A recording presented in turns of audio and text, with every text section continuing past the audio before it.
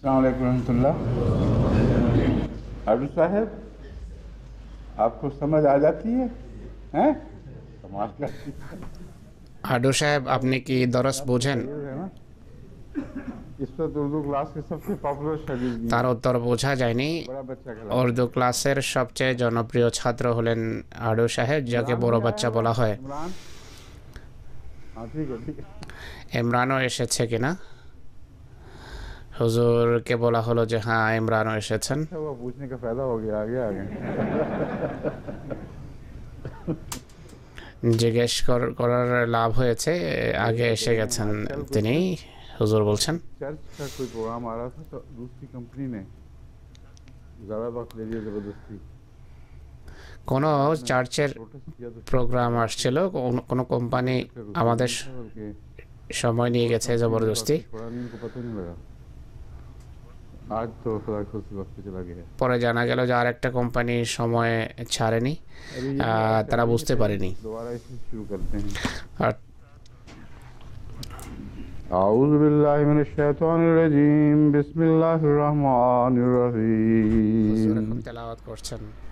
وإن خفتم ألا تقسطوا في اليتامى فانكحوا ما طاب لكم من النساء مثنى وثلاث ورباع فإن خفتم ألا تعدلوا فواحدة أو ما ملكت أيمانكم ذلك أدنى ألا تعولوا।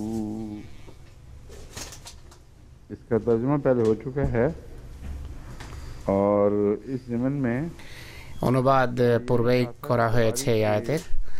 এই প্রসঙ্গে जो अल्फाज हैं उनसे लगता है আমি বলেছিলাম, रुबा से बाद বুখারীর का 5-5 একটি রওয়ায়াতের कोई শেষের দিকে যে শব্দ আছে, रिकॉर्ड नहीं मिलता।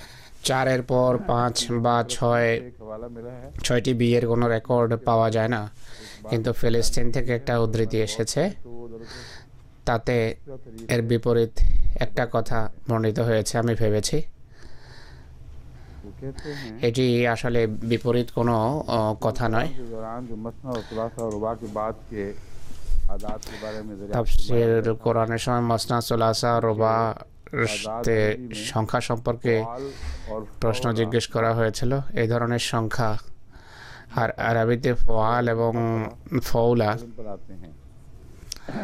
ফওয়াল এবং মাফআলা वहाद, এই ওজনে আসে। सना व मसना, যেমন ওয়াহাদ মহাদা, रुबा সানা মাসনা, और फिर चलते चले সালাসা মাসলাসা, खुमासा রুবা মারবা, এইভাবে এগিয়ে যায়। খমাসা মাখমাসা, সুদাসা মাসদাসা। राइश तो हैं जायद के তার মতে इरशाद के तौर पर हैं। আরবদের ভিতর जो मिसाल उन्होंने बताई है वो इस बात को এই ধরনের শব্দ রয়েছে, কিন্তু তিনি যেই দৃষ্টান্ত দিয়েছেন कुरान करीम में तो है मसना व सुलासा। তা কোরআনি ভাষার স্টাইল থেকে ভিন্নভাবে পেশ করছে। কোরআন বলছে মাসনা, সুলাসা ওয়া রুবা।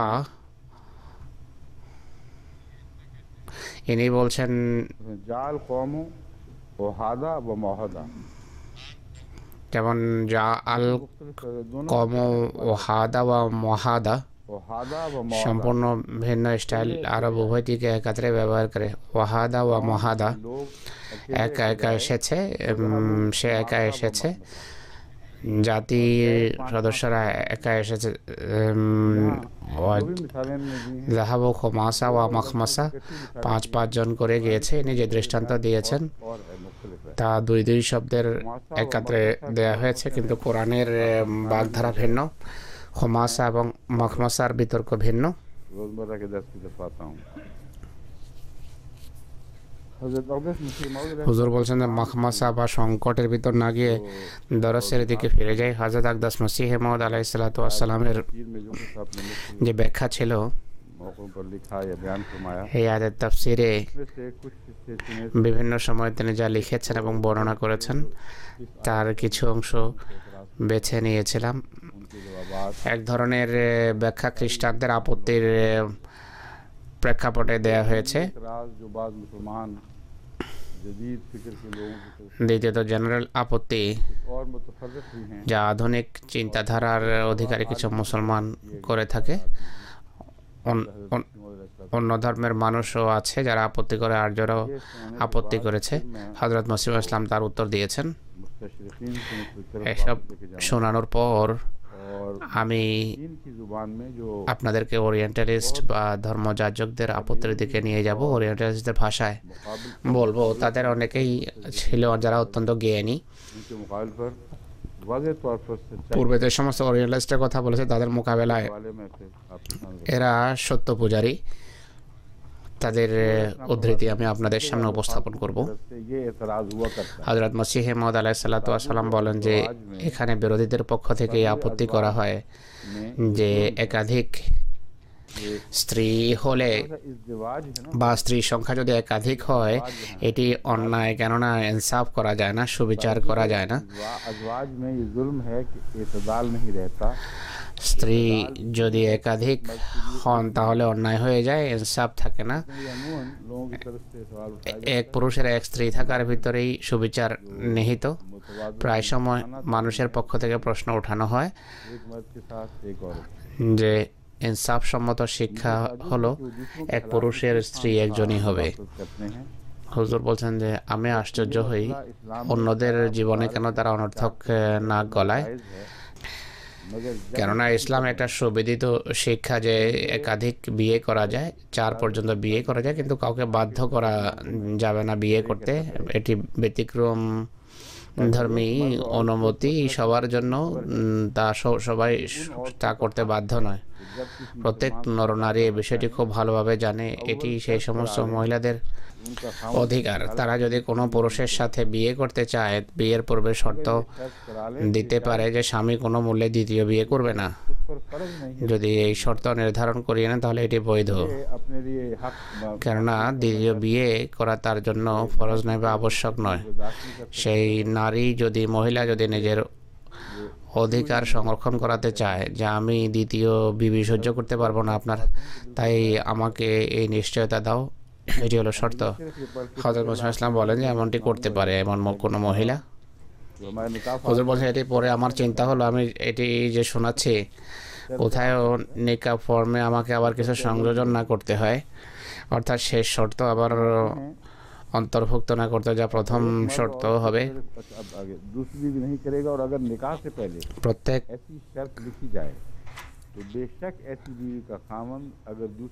বিয়ের পূর্বে যদি এমন শর্ত লেখা হয় তাহলে এমন স্ত্রীর স্বামী যদি দ্বিতীয় বিয়ে করে তাহলে অঙ্গীকার ভঙ্গ করার অপরাধ করবে।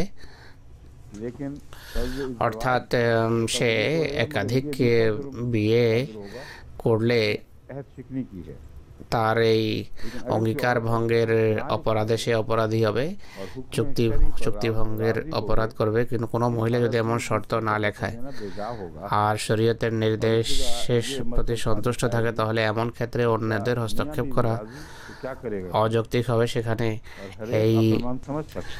সেখানে প্রবাদ সত্য প্রমাণিত হবে যে স্বামী স্ত্রী যদি একমত হয় তাহলে কাজে কি করতে পারে। প্রত্যেক ব্যক্তি জানে যে আল্লাহ তাআলা একাধিক বিয়ে আবশ্যক করেননি মানুষের জন্য, খোদার নির্দেশ অনুসারে এটি বৈধ।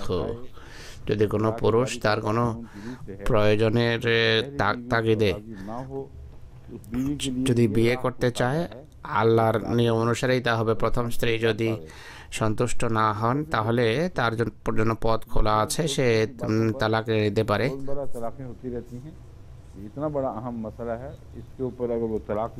ছোট ছোট বিষয়ে প্রতিদিন তালাক হয়ে যাচ্ছে, এত গুরুত্বপূর্ণ বিষয়ে কোনো মহিলা তালাক নিতে পারে দুঃখ থেকে পরিত্রাণ পাওয়ার জন্য।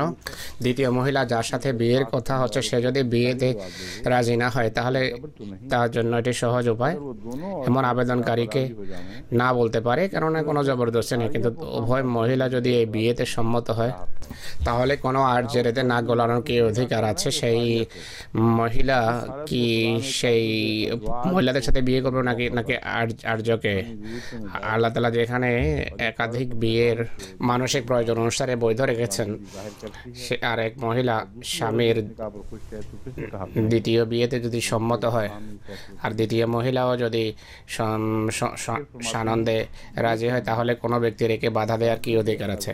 তিনি আরো বলেন, शहवत परस्ती এই কথা বলা যে একাধিক বিয়ে गाना और मुतवस्सिबाना রিপুর পূজার ফলে হয়ে থাকে, এটি অজ্ঞতাপ্রসূত तजुर्बे से देखा একটি ধারণা। जिन लोगों पर আমরা স্বচক্ষে দেখেছি যে तादुद अज़वाज की मुबारक যাদের উপর রিপুর তাড়না ছেয়ে থাকে তারা যদি और একাধিক বিয়ের পবিত্র रुक जाते हैं পন্থা যদি অবলম্বন করে उनको मुत्तकी তাহলে তারা অনাচার, কদাচার এবং বেবিচার থেকে রক্ষা পায়। আর এই রীতি অবলম্বনের ফলে তারা মুত্তাকি এবং পরিষ্কার হয়ে যায়।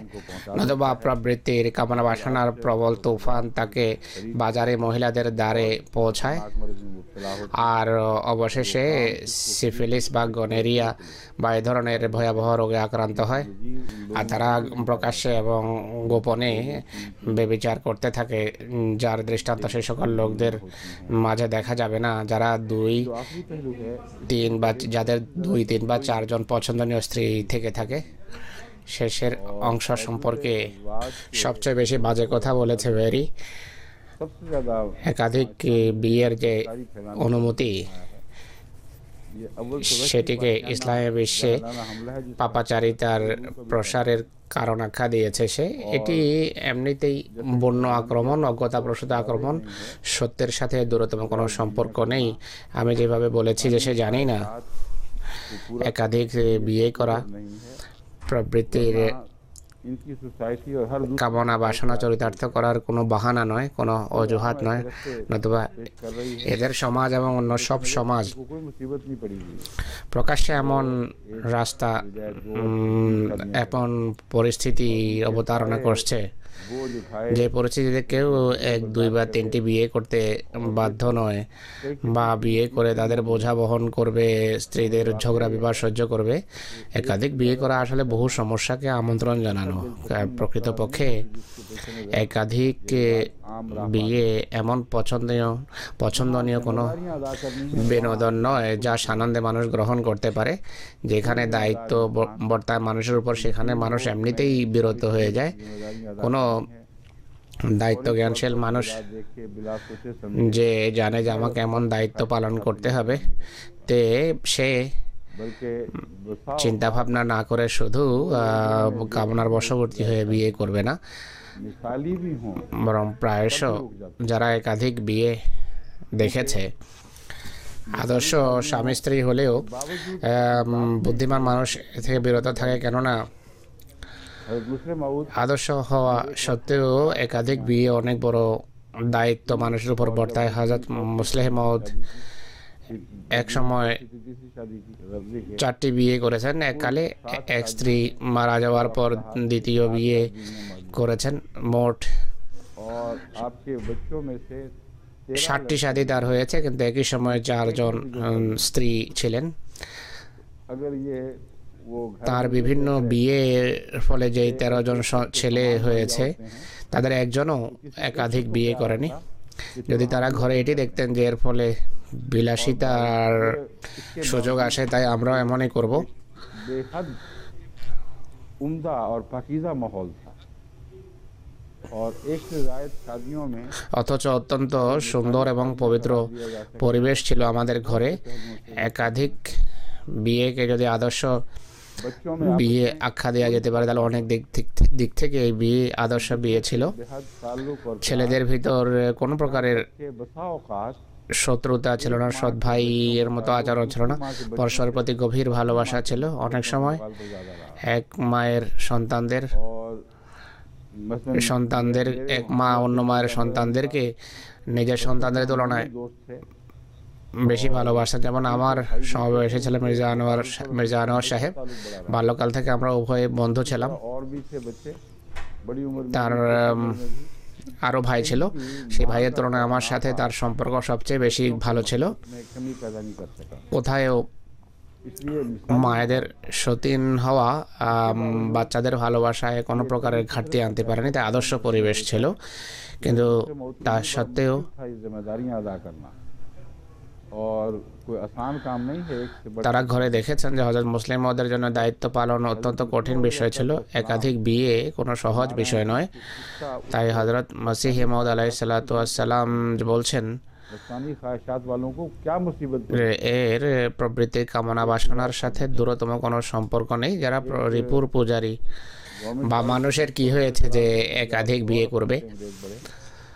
গভর্নমেন্ট কলেজের এক প্রিন্সিপাল ছিল বা অন্য কোনো বড় ইংরেজ অফিসার ছিল, তিনি বিয়ে করেননি। शख्स ने बताया जिसने उनसे मुअय्यन सवाल किया कि आपने इतनी আমাকে এমন এক ব্যক্তি বলেছেন যিনি তাকে নির্দিষ্ট একটা প্রশ্ন করেছিলেন। तालीम याफ्ता, জিজ্ঞেস করলেন যে আপনি একজন ভালো মানুষ, मुझे याद नहीं ভদ্র, শিক্ষিত गवर्नमेंट कॉलेज আর সম্পদশালী। किसी और बड़े इदारे पर फायद थे। জানি না আমাকে যিনি বলেছেন ইনি গভর্নমেंट কলেজের প্রফেসর ছিলেন নাকি অন্য কোনো বড় পদে অধিষ্ঠিত ছিলেন। एक अंग्रेज बहुत बड़े अफसर हिंदुस्तान में उम्र भर उन्होंने खिदमत की।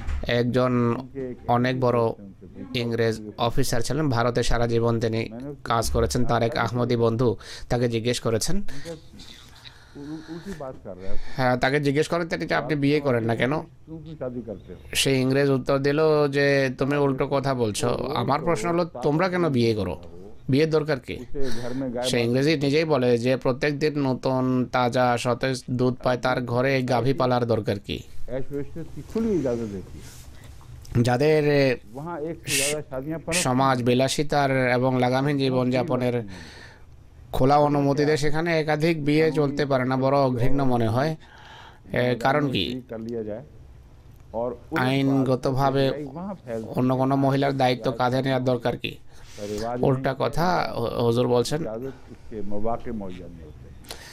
নির্লজ্জতা অশ্লীলতার প্রসার সেখানে ঘটে যেখানে একাধিক বিয়ের অনুমতি নেই। इस वक्त কিন্তু এই কথাগুলো পরে বর্ণনা করব ইনশাল্লাহ। जिक्र है, मिशनों साहब ने এখন उनके एतराज़ात के मुतालिक बात करके फिर वैरी की तरफ আর্যদের কথা হযরত মুসলিম ইসলাম উল্লেখ করেছেন, তাদের আপত্তির কথা উল্লেখ করে ভ্যারির দিকে আসবো। आजकल मुसलमानों के बरखिलाफ হযরত মুসলিম ইসলাম বলেন যে আর্যদের কাছে আজকাল মুসলমানদের বিরুদ্ধে ভুল বোঝাবুঝি ছড়ানোর জন্য একাধিক इज़्दिवाज आज বিয়ে पड़ा रह गया है, जिस पर ये लोग अपनी नादानी की वजह से একাধিক বিয়ের বিষয় রয়ে গেছে, खबर होने की वजह से যা সম্পর্কে इतराज़ किए जाते हैं। हालांकि তারা এর প্রজ্ঞা এবং বাস্তবতা সম্পর্কে অনবহিত হওয়ার কারণে আপত্তি করতে থাকে, অথচ বর্তমান যুগ হাতছানি দিয়ে ডাকছে, প্রকাশ্যে বলছে যে সত্যি একাধিক বিয়ের প্রয়োজন রয়েছে। আর্যরাও এই প্রয়োজন অনুভব করেছে, इस ज़रूरत প্রয়োজনের কথা সবাই বুঝতে পেরেছে। বাকি থাকলো এই কথা যে এই চাহিদা আমরা কিভাবে পূরণ করলাম। আর্যরা এটিকে পূরণের কোন পথ সন্ধান করেছে, नियोग है। তো তা পূরণের একটি রাস্তা হলো करके देख लो নিয়োগ, যা আর্যরা অনুসরণ করে, আর একটি হলো একাধিক বিয়ে। তো দুইয়ের ভিতর দেখুন কোনটি বেশি যুক্তিযুক্ত। মুসিবত বলছেন আলাইহিস সালাম दो बातें हैं, एक में और का लफ्ज़ যে তা হলো একাধিক বিয়ে এবং নিয়োগ। उन्होंने जो बात ज़रूरतें इंसान को कदम पेश आती हैं उनका एक हाल तब्दील किया। মানুষের যে সহজাত কিছু इस बात पर तो उन्होंने চাহিদা দেখা দেয়, এর একটা সমাধান তারা सामने अगर एक से ज़्यादा উপস্থাপন করেছে। बीवियाँ करने তারাও একাধিক বিয়ে করে, যেভাবে ইসলাম একাধিক বিয়ের অনুমতি দেয় প্রয়োজনে। का कोई हल ज़रूर होना चाहिए। প্রয়োজন তারা যে আছে সেটি তারা নিজেও স্বীকার করে এবং তারা বলে যে এর কোনো সমাধান থাকা চাই। या हिंदुस्तान में एक से ज़्यादा शादियाँ करते रहे हैं और कर लेते हैं। ভারতে অনেক আর্য এমন ছিল যারা একাধিক বিয়ে করত এবং করেছে। দ্বিতীয় বিষয় হলো তাদের নিয়োগের বিষয়। अपना रखा है ये मजहबी अकीदे के तौर पर এই সমস্যার बनाया हुआ है। সমাধান হিসাবে তারা ধর্মীয় বিশ্বাস হিসাবে এটিকে অবলম্বন করেছে। এর ये एक और हवाले বিস্তারিত বিবরণ দিতে গিয়ে মুসলিম ইসলাম বলেন, बीच में बात में चोट আরেকটি উদ্ধৃতি থেকে নেওয়া হয়েছে এটি, वाला जो মাঝে কিছু বাক্য के इबादत है ছেড়ে পড়তে হবে, নতুবা অনেক লম্বা হয়ে যাবে। বর্তমান পরিস্থিতির সাথে যা সামঞ্জস্যপূর্ণ তা পড়ব। যদিও मगर बिला सिवा আর্যরা একাধিক বিয়েকে ঘৃণার দৃষ্টিতে দেখে, কিন্তু अक्सर इंसान তারা এই প্রয়োজনকে নিঃসন্দেহে স্বীকার করে। और वो ये कि যে इंसान কারণে जो अच्छे से অধিকাংশ মানুষ একাধিক বিয়ে করতে বাধ্য হয়। जरूरी अमर है মানুষ যে আশরাফুল মখলুকাত বা শ্রেষ্ঠ সৃষ্টি, তার জন্য तैयार करे নিজ और लावर्द বংশ অব্যাহত রাখার জন্য উত্তম কোনো পন্থা অবলম্বন করা আবশ্যক। আর সন্তান সন্ততি শূন্য হওয়া থেকে যেন রক্ষা পেতে পারে, এর জন্য কোনো পন্থা তার আবশ্যক। কিছু দূর ছেড়ে এখন বলছে এটি বংশ বিস্তারের একটি মাধ্যম যা কোরআন উল্লেখ করে। जो कुरान शरीफ ने पेश किया है और इसके बरखिलाफ जो वेद ने जरिया पेश किया है जिसको वो অপরদিকে जरूरी समझता है বেদ যেই উপায় উপস্থাপন করেছে যাকে সে একান্ত আবশ্যক মনে করে তা হলো নিয়োগ। অর্থাৎ যদি কারো ঘরে কারো প্রথম স্ত্রীর গর্ভে সন্তান না হয়, তাহলে সন্তানের খাতিরে সন্তান লাভের দুটো উপায় আছে। दूसरे मर्द से একটি হলো करावे সে অন্য কারো দ্বারা নিজের স্ত্রীর মুখ কালো করাবে। মুখ কালো করানোর, মুখে কালিমা লিপ্ত করার কথাটি বেদে লেখা নেই। মুসলিম ইসলাম নিজের ভাষায় তা বিষয়টা বর্ণনা করেছেন। 14 साल একদিন বা দুদিন নয়, किसी दूसरे বরং উপর্যুপরি 14 বছর এমনটি করাতে পারে। অন্য কোনো পুরুষের সাথে অবৈধ সম্পর্ক রাখবে, वो मुर्गियों के बच्चों की तरह निष्पन्न আর সেই পরপুরুষের आधी শুক্রাণুর মাধ্যমে যে সন্তান হবে তা মুরগির বাচ্চার মতো অর্ধেক অর্ধেক ভাগ হবে। उसको मिले जो गैर कानूनी तौर पर অর্ধেক সেই স্বামীর হবে যে আইনত স্বামী, আর অর্ধেক তার যে আইন বহির্ভূতভাবে স্বামী। তো बच्चा निकला थे ইনসাফ দেখুন, 14 বছরে যত অতিরিক্ত সন্তান হবে অর্ধেক অর্ধেক করে নেবে, ভাগ করে নেবে। যদি এক সন্তান বেশি হয় তাহলে সলেমানের মতো ঘটনা হবে। वो दोनों एक হযরত সলেমানের দরবারে और দুই মহিলা এক সন্তান নিয়ে ঝগড়ায় লিপ্ত হয়েছে। आखिर वो উভয় কেউ সিদ্ধান্ত করতে পারছিল না যে সন্তান কার। সেই বিবাদ হযরত সলেমানের আদালতে আসে। अपना बच्चा হযরত সলেমান দেখেছেন যে উভয় মহিলা জোরালো যুক্তি এবং প্রমাণের মাধ্যমে সেই বাচ্চাকে নিজের বাচ্চা আখ্যা দিচ্ছে। একজনকে সত্যবাদী, একজনকে মিথ্যাবাদী বলার কোনো সুযোগ ছিল না। তখন হযরত সলেমান বিচারকের আসনে বসেন, বলেন যে এর সমাধান একটি, বাচ্চাকে দ্বিখণ্ডিত করো, মাঝখানে দ্বিখণ্ডিত করো, অর্ধেক এক মাকে দাও, দ্বিতীয় অর্ধেক অন্য মাকে দিয়ে দাও। তখন যে সত্য মা ছিলেন, সত্যবাদী তিনি বললেন না না, আমার বাচ্চা না, আমি মিথ্যা বলছি, ওকেই দিয়ে দাও। এটি হলো সহজাত প্রকৃতির আওয়াজ। হযরত মসিহ ইসলাম তাদের ফিতরত বা স্বভাবের ভিতর গ্রথিত যে বদ অভ্যাস আছে তা তুলে ধরছেন। এটি কোনো কঠোর আক্রমণ নয়। তারা বলে যে এই সন্তান অর্ধেক অর্ধেক করে ভাগ করানো, কিন্তু আমি বলছি যদি একটি বাচ্চা বেশি হয় তাহলে কে পাবে? মনে হয় যে আসল পিতা হবে, সে বলবে এই নির্লজ্জ ব্যক্তিকে দিয়ে দাও, আমার প্রয়োজন নেই।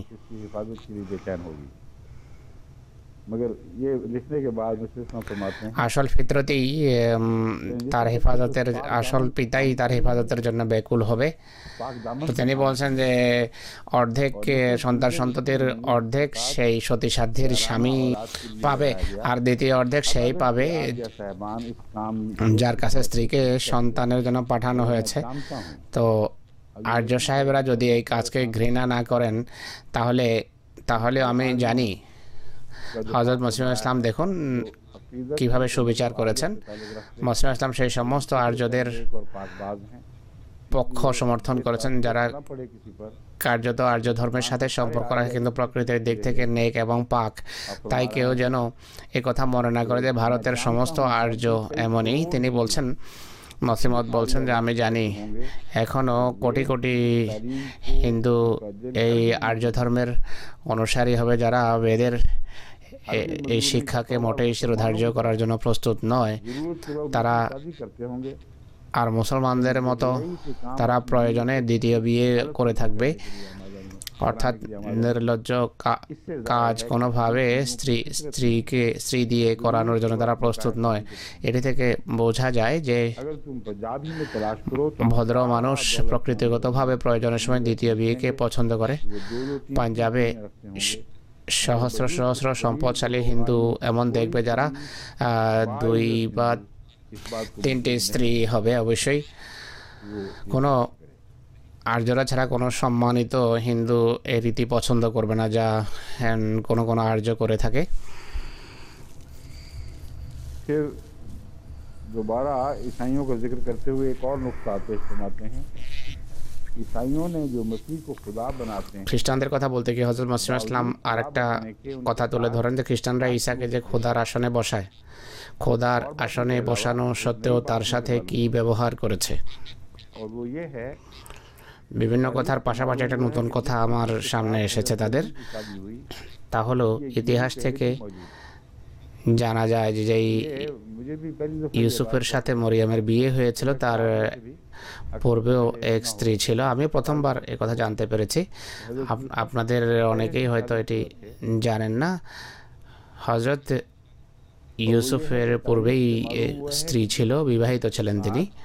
हजरत मरियम की ইতিহাস থেকে জানা যায় যে যে ইউসুফের সাথে হযরত মরিয়মের বিয়ে হয়েছিল ये अमल है তার পূর্বেও মরিয়মের সাথে বিয়ের পূর্বে এক স্ত্রী ছিল। এখন ভাবার বিষয় হলো ইহুদিরা দুষ্কৃতির ছলে সীমাতিরিক্ত और उन्होंने ये ধৃষ্টতার কারণে হযরত ঈসার জন্মকে অবৈধ আখ্যা দিয়েছে এবং তারা অন্যায়ের পর এই অন্যায় করেছে शरीयत के खिलाफ আর খোদার জন্য নিবেদিত এক মেয়ের শরীয়তের শিক্ষার বিরুদ্ধে গিয়ে বিয়ে দিয়েছে আর গর্ভাবস্থায় বিয়ে দিয়েছে। मरियम जब उस मशरिकी তাদের ইতিহাস অনুসারে হযরত মরিয়ম जहाँ পূর্ব দিক থেকে चली गई थी और যখন ফিরে এসেছেন, तो যেখানে গর্ভকালে গিয়েছিলেন সেখান থেকে যখন ফিরে এসেছেন हमल ठहरा हुआ है, तो उस वक्त उन्होंने আর যখন এটি প্রকাশ পেয়ে যায় যে তিনি গর্ভবতী, दाग धोने की खातिर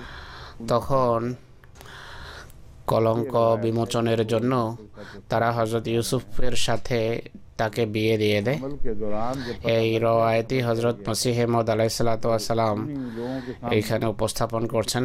যখন জানাজানি হয়ে যায় যে তিনি অন্তঃসত্ত্বা, और दो जुर्म দুর্বলতা ঢাকার জন্য, কলঙ্ক মোচনের জন্য তাকে বিয়ে দেয়। शख्स करा दी আর এভাবে দুটো অপরাধ করে, একটি হলো दस्तूर था অন্তঃসত্ত্বা নারীর বিয়ে দিয়েছে অন্য এক পুরুষের সাথে, দ্বিতীয়ত তাদের ধর্মের এটি রীতি ছিল, ইহুদি গির্জার রীতি ছিল যে যে ये दस्तूर था या नहीं, ধর্মের জন্য উৎসর্গ হবে তার সে বিয়ে করতে পারে না। এই রীতি पहला ছিল কি নেই এটি को বিতর্কের বিষয় यहूदी আমার মতে। और ये ताज्जुब वाली बात थी। इससे पहले কোনো মেয়েকে ইহুদি গির্জার জন্য ওয়াকফের এটি প্রথম ঘটনা আমার মতে। कि इस कुर्बानी की वजह से ईसाइयों में ये रिवाज आया, वरना ये পরে হযরত माएँ नहीं मिला करती মরিয়মের এই ত্যাগের কারণে খ্রিস্টানদের ভিতর हो गए। এই রীতি প্রবেশ করেছে, কিন্তু ইহুদি এমন সন্ন্যাসী পাওয়া যেত না। একবারও যেহেতু ওয়াকফ করেছেন, তাই তিনি এই শর্ত সাপেক্ষে ওয়াকফ করেছিলেন নিজেকে গির্জার জন্য, ধর্মের জন্য, যে আমি বিয়ে করব না বা কোনো পুরুষের সাথে আমার সম্পর্ক স্থাপিত হবে না। বাচ্চা হওয়ার পর বিয়ের প্রশ্ন এসেছে, ইতিপূর্বে নয়। হযরত মসিহ মউদ আলাইহিস সালাম বলেন যে এদের ইতিহাস मजहबी অনুসারে नजरअंदाज দুটো শর্ত ছিল। और एक बात पर पर्दा तो डालने की তখন ইহুদি हमला औरत से ধর্মীয় নেতৃবৃন্দ উপেক্ষা করেছে একটি দুর্বলতা ঢাকার জন্য, অন্তঃসত্ত্বা নারীকে বিয়ে দিয়েছে আর এক পুরুষের সাথে। আর গির্জা বা আল্লাহর সাথে যে অঙ্গীকার ছিল সে অঙ্গীকার তারা ভঙ্গ করতে বাধ্য করেছে। अहद के बरखिलाफ शादी तस्लीम कर दी। তো फरमाते हैं इस तरह पर उन्होंने शरीयत मूसवी की तौहीन की और बाई हमा এভাবে তারা মুসাই শরীয়তের অসম্মান করেছে। लेकिन बही है यहाँ पे, लेकिन इसके बावजूद हजरत मसीह की पाक पैदाइश पर नुक्ता चीनी की और ऐसी नुक्ता चीनी जिसको हम सुन भी नहीं सकते।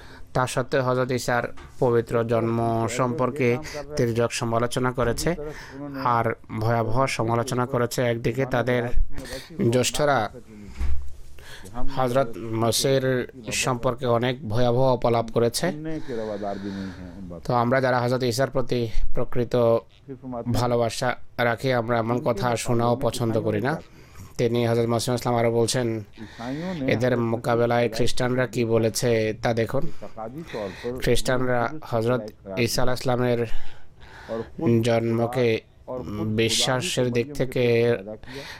পবিত্র আত্মার উৎকারের জন্ম আখ্যা দিয়েছে এবং আর খোদাকে মরিয়মের পেট থেকে সৃষ্টি করেছে, কিন্তু একাধিক বিয়েকে অবৈধ আখ্যা দিয়ে একই আপত্তি रिवाज को এই দৃষ্টিকোণ থেকে মরিয়মের উপর করেছে। একাধিক বিয়েকে অবৈধ আখ্যা দিয়ে স্বয়ং হযরত মরিয়মের উপর যেন এরা হামলা করলো की औलाद पर বা আক্রমণ করলো। वही एतराज इस शक्ल में हजरत না, হযরত মরিয়মের সন্তানদের উপর আক্রমণ করেছে। একই আপত্তি হযরত মরিয়মের সন্তানদের উপর করেছে। কিভাবে করলো তা इससे पहले কেউ বুঝতে পেরেছে? और ईसाई कहते हैं ইতিপূর্বে ইউসুফের कि हो স্ত্রী ছিল, ইউসুফ বিবাহিত ছিলেন। খ্রিস্টানরা বলে যে কারো যদি ना कहलाएगी এক স্ত্রী থাকে, এরপর এক স্ত্রী থাকতে দ্বিতীয় বিয়ে করে, তাহলে দ্বিতীয় ঘরের সন্তানগুলো জারজ আখ্যা পাবে, অবৈধ আখ্যা পাবে। আর এই কথা বলে और सहाबा के ऊपर অত্যন্ত ধৃষ্টতার সাথে তারা মহানবী সাল্লাল্লাহু আলাইহি ওয়াসাল্লাম সাহাবীদের বিরুদ্ধে মুখ খুলেছে। बयान फरमा दिया। হযরত মসিহ ইসলাম কত সূক্ষ্মতার সাথে বিষয়টা বর্ণনা করেছেন দেখুন।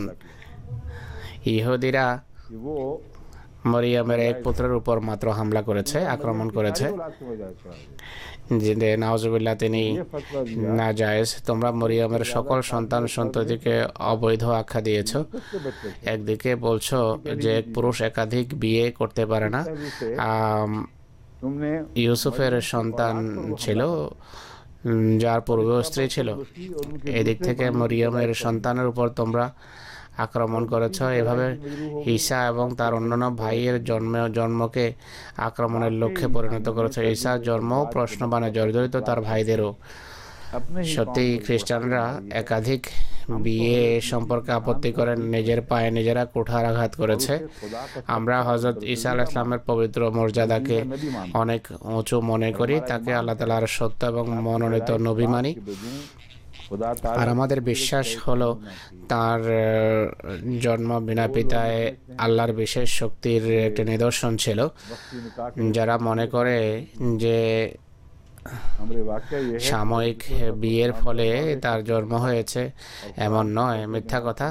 হযরত মসিহ মওদের স্পষ্ট ফতোয়া রয়েছে এবং কোরআনের আয়াত থেকে স্পষ্ট হয়ে যায় चीजें में এই জন্ম मुताबिक আল্লাহ তাআলার বিশেষ নিয়ম এবং তাকদীরের অধীনে, প্রকৃতির নিয়মের অধীনে হয়েছে। আল্লাহ তাআলার বিশেষ তাকদীর ছিল, প্রকৃতির নিয়ম একই যা কাজ করছে, এর ব্যতিক্রম ধর্মী ব্যবহার হয়েছে। কিন্তু এই বিতর্ক এখানে আমরা উঠাবো না। হযরত মসিহ ইসলাম বলছেন যে খোদা তাআলার কুদরত বা শক্তির একটা বিকাশ ছিল। হযরত মরিয়ম ছিলেন সিদ্দিকা বা সত্যবাদিনী। এটি কোরআনের বিশেষ অনুগ্রহ হযরত মরিয়মের উপর এবং হযরত ঈসার উপর, যা তাদের পবিত্র আখ্যা দেয়। আর এটি এহসান এই যুগের প্রতিশ্রুত ইমামের, যে তিনি নতুনভাবে তাদের পবিত্রতার কথা ঘোষণা করেছেন। হযরত মসিহ মওদ সম্পর্কে যারা ধৃষ্টতা দেখায়, যে নাউজুবিল্লাহ হযরত ঈসার অবমাননা করেছেন, এরা আসলে অকৃতজ্ঞ। হযরত মসিহ ইসলাম বলছেন যে এই আধুনিক যুগে যখন স্বয়ং মুসলমানদের পক্ষ থেকেও বেশ কয়েক ধরনের ব্যাখ্যা আরম্ভ করে মরিয়মের সন্তান প্রসব সম্পর্কে, আর বিভিন্ন অর্থ করা আরম্ভ করে। হযরত মসিহ বলে যে তার হযরত ঈসার জন্ম কোনো অসাধারণ কুদরতের বহিঃপ্রকাশ নয়, বরং এটি সাধারণ মানুষের জন্মের মতোই একটি বিষয়। আর এর জন্য তারা বিভিন্ন প্রকারের বাহানা করেছে, অজুহাত করেছে। আসল কথা হলো এরা হযরত মরিয়মকে দোষারোপ করে। হযরত মসিহ মওদ এই যুগে বীরত্বের সাথে এই ঘোষণা করেছেন, যে আহমদিয়ার মাধ্যমে সেই ঘোষণা সারা পৃথিবীতে বিস্তৃত হচ্ছে। হযরত মরিয়ম পবিত্র ছিলেন, হযরত ঈসা পবিত্র ছিলেন।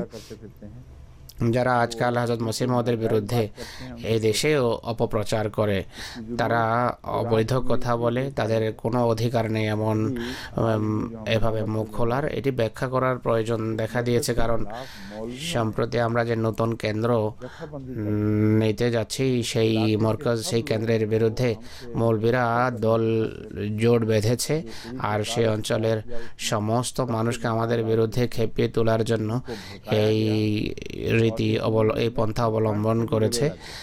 তাদের মানুষকে উত্তেজিত করা হয়েছে, আর ন্যাশনাল ফ্রন্টকেও তারা বুকে টেনে নিয়েছে। যারা সবসময় এদের বিরুদ্ধে চলে আসছে, বিরোধিতা করে আসছে, তারা জোট গঠন করে, দল গঠন করে ঘরে ঘরে অপপ্রচার করেছে যে আহমদিয়া মুসলিম জামাত যাদের স্থান দিতে যাচ্ছ এখানে, তারা তোমাদের ঈসার বিরুদ্ধে অত্যন্ত নোংরা ভাষা, তাদের প্রতিষ্ঠাতা মসির বিরুদ্ধে নোংরা ভাষা ব্যবহার করেছে, তা কিভাবে সহ্য করছো তোমরা? অনেক উদ্ধৃতিকে তারা বিকৃত আকারে পেশ করে। এর ফলে রীতিমতো একটা গির্জায় আমাদের বিরুদ্ধে মানুষের খেপানোর উদ্দেশ্যে মিটিং হয়। গির্জাগামী মানুষ তো খুব কমই ছিল, আর প্রায় এ ধরনের বখাটে লোক সেখানে সমবেত হয়। মৌলবি সবার সামনে ছিল, তারা বলছিল যে এরা ঈসার শত্রু, যে তোমাদের দেশে এদের স্থান দেবে না। তারা যারা জামাত আহমদিয়া সম্পর্কে গলা ফাটিয়ে বলে, বরং এদের গলা বসে গেছে যারা ইংরেজদের স্বরূপিত বৃক্ষ, আর ইংরেজরাই এদের সৃষ্টি করেছে, আর এখন এরা ইংরেজদেরকে বলছে যে এরা তোমাদের প্রধান শত্রু। তো দেখুন, মিথ্যার কোনো পা নেই। হযরত মসিহ মউদের যে উদ্ধৃতির কথা এরা বলছে, এর কথা হয়তো আমি পূর্বে উল্লেখ করেছি।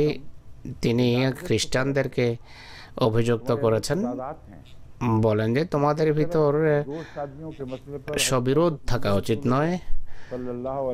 একদিকে একাধিক বিয়ের বিরুদ্ধে গিয়ে মুহাম্মদ সাল্লাল্লাহু আলাইহি ওয়াসাল্লাম এবং সাহাবাদের সম্পর্কে তির্যক সমালোচনা করো, খোদাকে ভয় করো না। অপরদিকে যাকে খোদার পুত্র বলছো, তার দাদি নানিরা তোমাদের বাইবেল অনুসারে দুশ্চরিত্রা ছিলেন, আর তিনি এর উদ্ধৃতিও দিয়েছেন বাইবেল থেকে।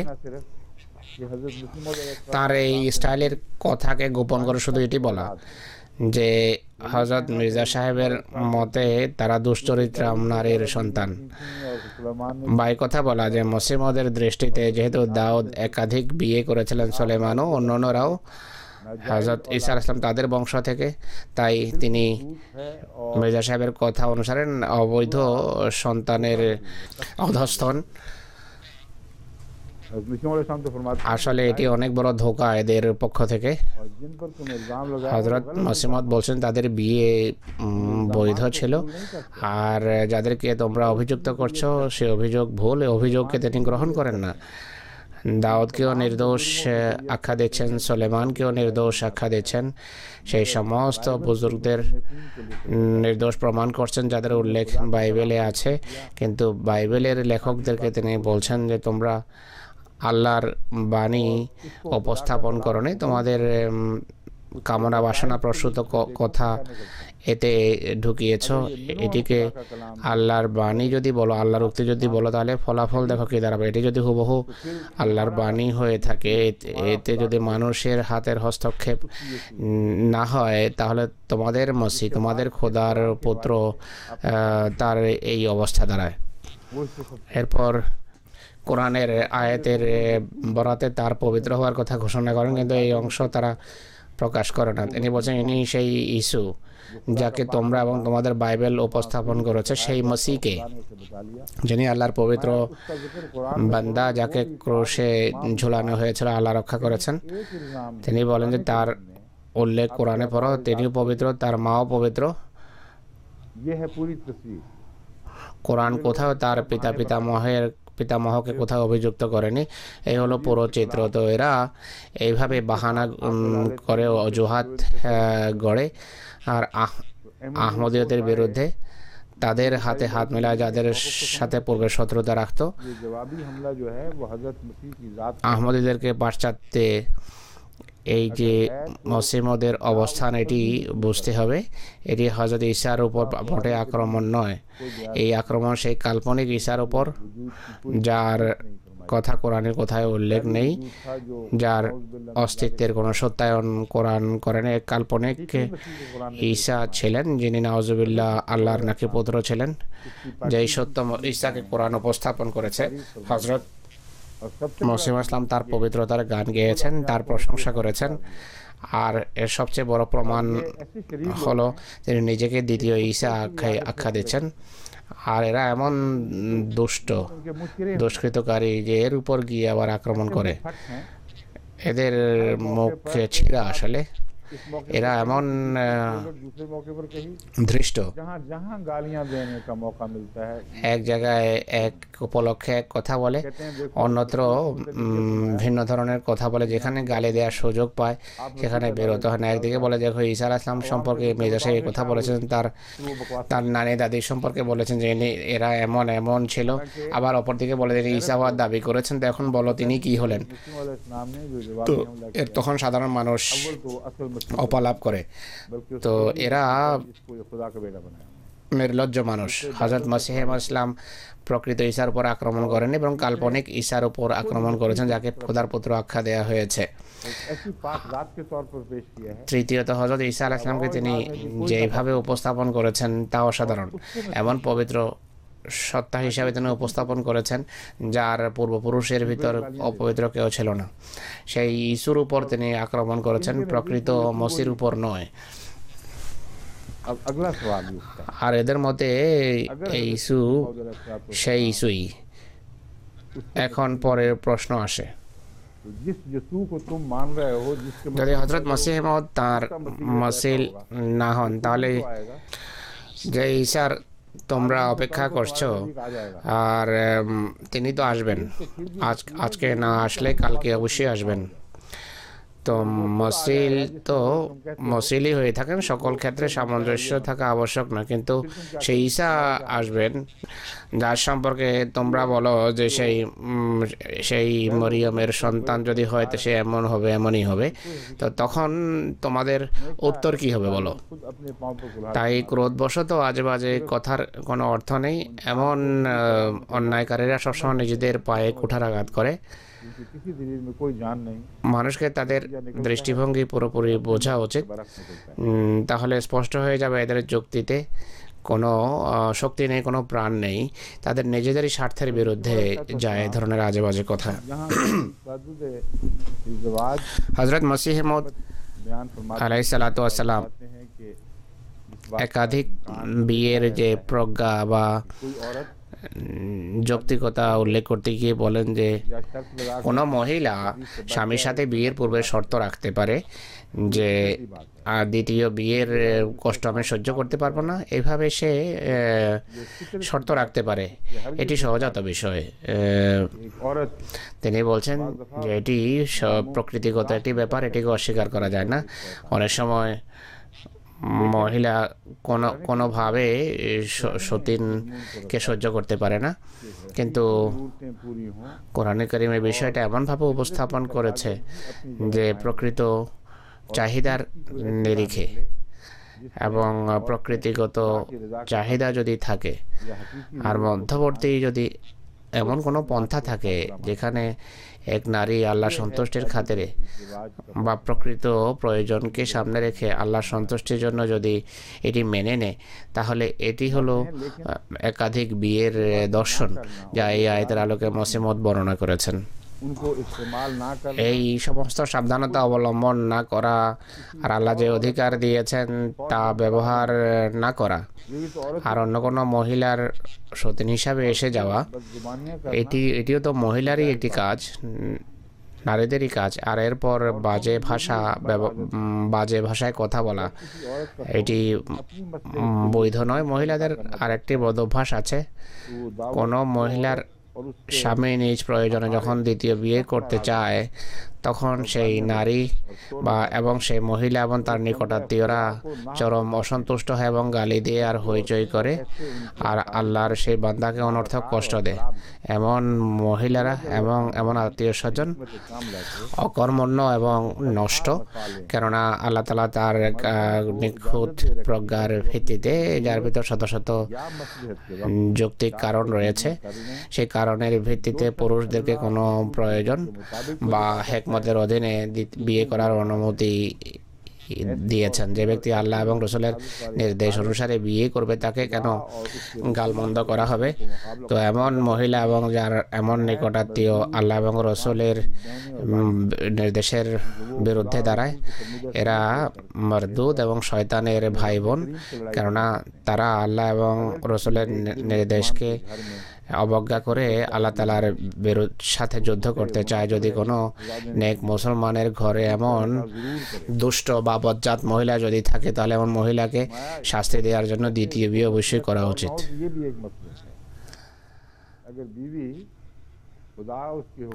মসিমত বলছেন যে অন্য কোনো কারণ না থাকলে এটি একটি কারণ হতে পারে দ্বিতীয় বিয়ের। যে স্ত্রী খোদা এবং নির্দেশের বিরুদ্ধে বিদ্রোহ করে, আজে বাজে কথা বলে, ঘরে ইসলামকে আক্রমণের লক্ষ্যে পরিণত করে, এমন মহিলার উত্তম চিকিৎসা হলো অন্য কোনো কারণ থাকুক বা না থাকুক এমন স্বামীর অবশ্যই দ্বিতীয় বিয়ে করা উচিত। জানি না কয়জন এমন আছে। আল্লাহ তাআলা দয়া করুন, রক্ষা করুন সবাইকে।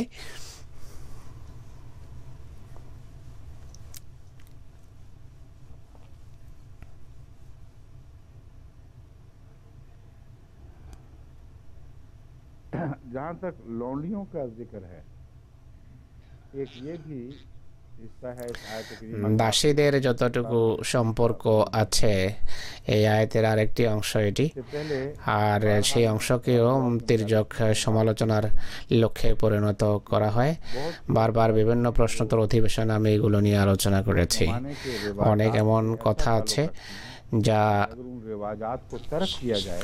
সে যুগের রীতিনীতি বা সামাজিক প্রচলনের সাথে সম্পর্ক রাখে। যদি সেগুলোকে ছেড়ে দেওয়া হয়, উপেক্ষা করা হয়, তাহলে একতরফা কিন্তু কাজ চলতে পারে না। যতক্ষণ পর্যন্ত দ্বিতীয় পক্ষ এমন কথা এই কথায় সম্মত না হয়, ততক্ষণ পর্যন্ত সেই প্রচলনকে নির্মূল করা যায় না। তাই কোরআনে কারীম এমন কোনো কথা প্রস্তাব করতেই পারে না যার ফলে ইনসাফের নামে অবিচার হবে। সত্যিকার অর্থে সেই যুগে বিজয়ী জাতির সদস্য এবং জেনারেলদের মাঝে বিজিতদেরকে দাস হিসাবে বিতরণ করা হতো। কোনো যুদ্ধ ক্যাম্প ছিল না। ইসলামের শত্রুও তাদের নিজেদের রীতি অনুসারে মুসলমান নারীদের সাথে সেই ব্যবহারই করত। বিয়ে ছাড়াই, শাদী ছাড়া তাদেরকে বৈধ মনে করত। এখন আল্লাহ তাআলা যদি এর মোকাবেলায় মুসলমানদের জন্য যদি এটিকে হারাম আখ্যা দিতেন, তাহলে এটি অনেক বড় জুলম হতো, অন্যায় হতো। একদিকে মুসলমান নারীদের সাথে এই ব্যবহার হচ্ছে, অপরদিকে তাদের মহিলাদের হেফাজত করা হচ্ছে, যাদের সম্ভ্রমের হেফাজত করা হচ্ছে। তাদের সম্ভ্রম এমনিতেই প্রশ্নবনে জর্জরিত ছিল, কেননা সেই দেশে এমনিতেই রোগ ব্যাধি ছড়িয়েছিল। তাই কোরআন এমন অনুমতি দিয়েছে যা ভবিষ্যতে কাজে লাগতে পারে, আর আন্তর্জাতিক সমঝোতায় এটিকে সামনে রাখা যেতে পারে। অত্যন্ত কল্যাণকর একটি ছাড় দেয়া হয়েছে, কিন্তু এর সাথে এমন শিক্ষা দেয়া হয়েছে যার ফলশ্রুতিতে সে মহিলা যে মুসলমানের ঘরে বসবাস করে তার অধিকার, যে মুসলমান যুদ্ধবন্দিনী হয়ে অন্যের ঘরে যায় তার তুলনায় অনেক বেশি। আল্লাহ তাআলা শাস্তি দেওয়ার বিধানও রেখেছেন, যেন যেই জাতি একটা ভ্রান্ত রীতি অবলম্বন করেছে তারা শাস্তি পেতে পারে এবং সম্পূর্ণভাবে তারা যেন ছাড় না পায়। কিন্তু তা সত্ত্বেও ন্যায় বিচারের নীতিকে জলাঞ্জলি দেওয়া হয়নি। সমাজের সৌন্দর্য যা মুসলমান সৃষ্টি করেছিল সেটিকে প্রতিষ্ঠিত রাখার জন্য ভিন্ন পন্থা অবলম্বন করেছে। দাস এবং দাসী সম্পর্কে, কৃতদাস কৃতদাসী সম্পর্কে কোরআন যে শিক্ষা দিয়েছে তার আলোকে এই নির্দেশকে বিলাসিতা বা পাশবিক আচরণ মনে করা এটি চরম অজ্ঞতার নামান্তর। সেই সময়কার খ্রিস্টান জগৎ, ইহুদি জগৎ এবং পুরো বিশ্ব তাদের যুদ্ধবন্দীদের সাথে একই আচরণ করত, কিন্তু আরো ঘৃণ্য আচরণ করত। দাম্পত্য সম্পর্কে একই ব্যবহার, কিন্তু অন্য সমস্ত বিষয়ে চরম পাশবিক আচরণ করত এবং কোরআন সেই সব কথা থেকে বিরত রেখেছে। যে মহিলা যুদ্ধবন্দিনী হিসাবে কারো হাতে আসে, সেই নারীকে ইসলাম এই অধিকার দিয়েছে যে তার গর্ভে যদি সন্তান আসে তাহলে আর সন্তান জন্মগ্রহণ করে তাহলে সে স্বাধীন এবং সে মহিলা স্বাধীনতা লাভ করে। হেফাজতের এই ব্যবস্থা অন্য কোনো ধর্মে দেখবেন না। হযরত মুসলিম ইসলাম বলেন যে পরম আনন্দের বিষয় যে আমাদের যুগে ইসলামের মোকাবেলা যারা কাফের আখ্যায়িত হয় তারা এই জুলুম এবং অত্যাচারের রীতি পরিত্যাগ করেছে। তাই এখন মুসলমানদের জন্য তাদের বন্দীদের দাস দাসীতে পরিণত করার অনুমতি নেই, কেননা আল্লাহ কোরআন শরীফে বলেন যুদ্ধাংদেহী ফেরকার মোকাবেলায় শুধু ততটা তোমরা শাস্তি দিতে পারো যতটা তারা ইতিপূর্বে অন্যায়বশত করেছে। এটি হলো কোরআনী সনদ। এই সনদের আলোকে এই বিষয়ের সমাধান হবে। এমন কোনো ব্যাখ্যা করছেন না যা নিজের কামনা বাসনা প্রসূত এবং কোরআনের বিষয়ের পরিপন্থী। তিনি বলেন যে কোরআন এই যে স্থায়ী এবং সর্বজনীন নীতি নির্ধারণ করেছে, অর্থাৎ শত্রু যতটা অন্যায় করে ততটা শাস্তি দিতে পারো তোমরা, এর বেশি নয়। এখন যেহেতু পৃথিবীর অবস্থা বদলে গেছে, কোনো জাতি কোনো যুদ্ধবন্দির সাথে বা মহিলাদের সাথে সেই ব্যবহার করার অনুমতি দেয় না যা পুরনো যুগে ছিল। কোরআন কারীম মুসলমানদের হাতকে বেঁধে দিচ্ছে, আর পূর্বের ধারণা অনুসারে যুদ্ধের ফলে কাউকে দাসী বানানো, তাদের সাথে বৈবাহিক সম্পর্ক স্থাপন বৈধ নয়। বর্তমান যুগে তো আর এই সমস্যাই থাকলো না। আর এটি দেরিতে সুরাহা হওয়ার কারণ হলো যারা অমুসলিম তারা সংশোধন করেছে দেরিতে। এখানে বিবদমান দল দুটো। আন্তর্জাতিক সম্পর্কের ক্ষেত্রে পার্টি দুটি হয়ে থাকে। উভয় পার্টি যতক্ষণ পর্যন্ত একটা কথায় মতকে না পৌঁছবে সিদ্ধান্ত চলতে পারে না। তো এই পুরো বিষয়ের এটি হলো গুরুত্ব, যেখানে দাসীদের কথা আসে আর একতরফা সিদ্ধান্ত আন্তর্জাতিক বিষয়ে একতরফা সিদ্ধান্ত চলে না। আর যুদ্ধের বিষয়ে কিছু কনভেনশন হয়ে থাকে। যে সমস্ত দেশ যুদ্ধে লিপ্ত হয় বা যুদ্ধের আশঙ্কা থাকে তারাও কনভেনশনে একাত্রে বসে সিদ্ধান্ত করে যে যুদ্ধ আমরা করব, কিন্তু এই হিংস্র আচরণ আমরা করব না, অমুক পাশবিক আচরণ আমরা করব না, অমুক ব্যবহার আমরা করব না। এটি থেকে প্রমাণিত হয় সারা পৃথিবী যতদিন তুলনামূলকভাবে মানবিক মূল্যবোধের উঁচু পর্যায়ে না পৌঁছবে, মানবিক মূল্যবোধে সজ্জিত না হবে, ততদিন ইসলামী নির্দেশাবলী বাধ্যবাধকতার কারণে ছিল। কিন্তু এমন বাধ্যবাধকতা যে ভবিষ্যতে আবার যদি এই প্রয়োজন দেখা দেয় আবার এই অনুমতি চলবে, এই নির্দেশ কাজ করবে, এই নির্দেশ সেভাবেই কার্যকরী হবে। কেউ এই কথা বলতে পারে না যে এই শিক্ষা অতীতের শিক্ষা, এটি এখন আর কার্যকর হতে পারে না। যে শিক্ষা শর্ত সাপেক্ষ সেটিকে ক্ষণস্থায়ী কিন্তু বলা যায় না। শর্তহীন শিক্ষাই সাময়িক হয়, শর্ত সাপেক্ষ শিক্ষা সাময়িক হতেই পারে না। অর্থাৎ আবার যদি পরিস্থিতি বদলে যায় তাহলে এই শিক্ষা কার্যকর হবে, পরিস্থিতি যদি এমনই থাকে তাহলে হবে না। এই ব্যাখ্যার নিরিখে হযরত মসিহ মাউদ আলাইহিসসালাতু ওয়াসসালাম জেহাদের বিষয়ের উপর আলোকপাত করেছেন আর বলেছেন যতদিন শত্রু ইসলামের বিরুদ্ধে ইসলামকে নিশ্চিহ্ন করার জন্য তরবারি হাতে না নেবে, তোমাদের প্রতিদ্বন্দ্বিতায় তরবারি হাতে নেওয়ার অনুমতি নেই। শত্রু বক্তৃতা এবং কলমের জেহাদ করে, তোমরাও প্রত্যুত্তরে জেহাদ করবে বক্তৃতা এবং কলমের মাধ্যমে। তো যেখানে বিষয়টি শত্রুর আচরণের উপর নির্ভর করে, শত্রুর চিন্তাধারার উপর নির্ভর করে, তো সে কেমন ব্যবহার করে, সেক্ষেত্রে मामला है এটি বলা যাবে না যে শত্রুর চিন্তাধারা বদলে গেছে তাই এই বিষয়টি চিরতরে এখন অকেজ হয়ে গেছে। এটি শর্ত সাপেক্ষ বিষয়। মসিম ইসলাম জেহাদের প্রেক্ষাপটে লিখেছেন যে জেহাদ এই অর্থে রহিত, যে অর্থে আমি বর্ণনা করেছি, কোরআনে যে শর্ত উল্লেখ করেছে জেহাদের, আজকাল তা দেখা যাচ্ছে না, কিন্তু এটি চিরতরে সেই অর্থে রহিত হয়নি। কেননা কোরআন যে সমস্ত শর্তাবলী উল্লেখ করেছে জেহাদের, তা কোনো স্থানে যা ভবিষ্যতে কোনো যুগে যদি দেখা দেয় পুরা হয়, তাহলে পুনরায় তরবারির জেহাদ আরম্ভ হবে। তাই এই আপত্তিও ভুল যে এই শিক্ষা যুগের নিরিখে পিছনে রয়ে গেছে, এমন নয়। তিনি বলেন যে এখন কাফেররা যুদ্ধের সময় মুসলমানদের উপর সেভাবে জুলুম এবং অত্যাচার করে না, অর্থাৎ তাদেরকে তাদের নরনারীদেরকে দাস এবং দাসী হিসাবে নিয়ে যায় না, বরং তাদেরকে রাজবন্দি মনে করে। তাই এই যুগে মুসলমানদেরও এমন করা অবৈধ এবং হারাম। যদি তারা এমন করে, দাস দাসী বানায় যুদ্ধবন্দীকে, তাহলে শত্রুকে তারা মুসলমান নারীর সাথে নির্লজ্জ আচরণের আমন্ত্রণ জানাবে।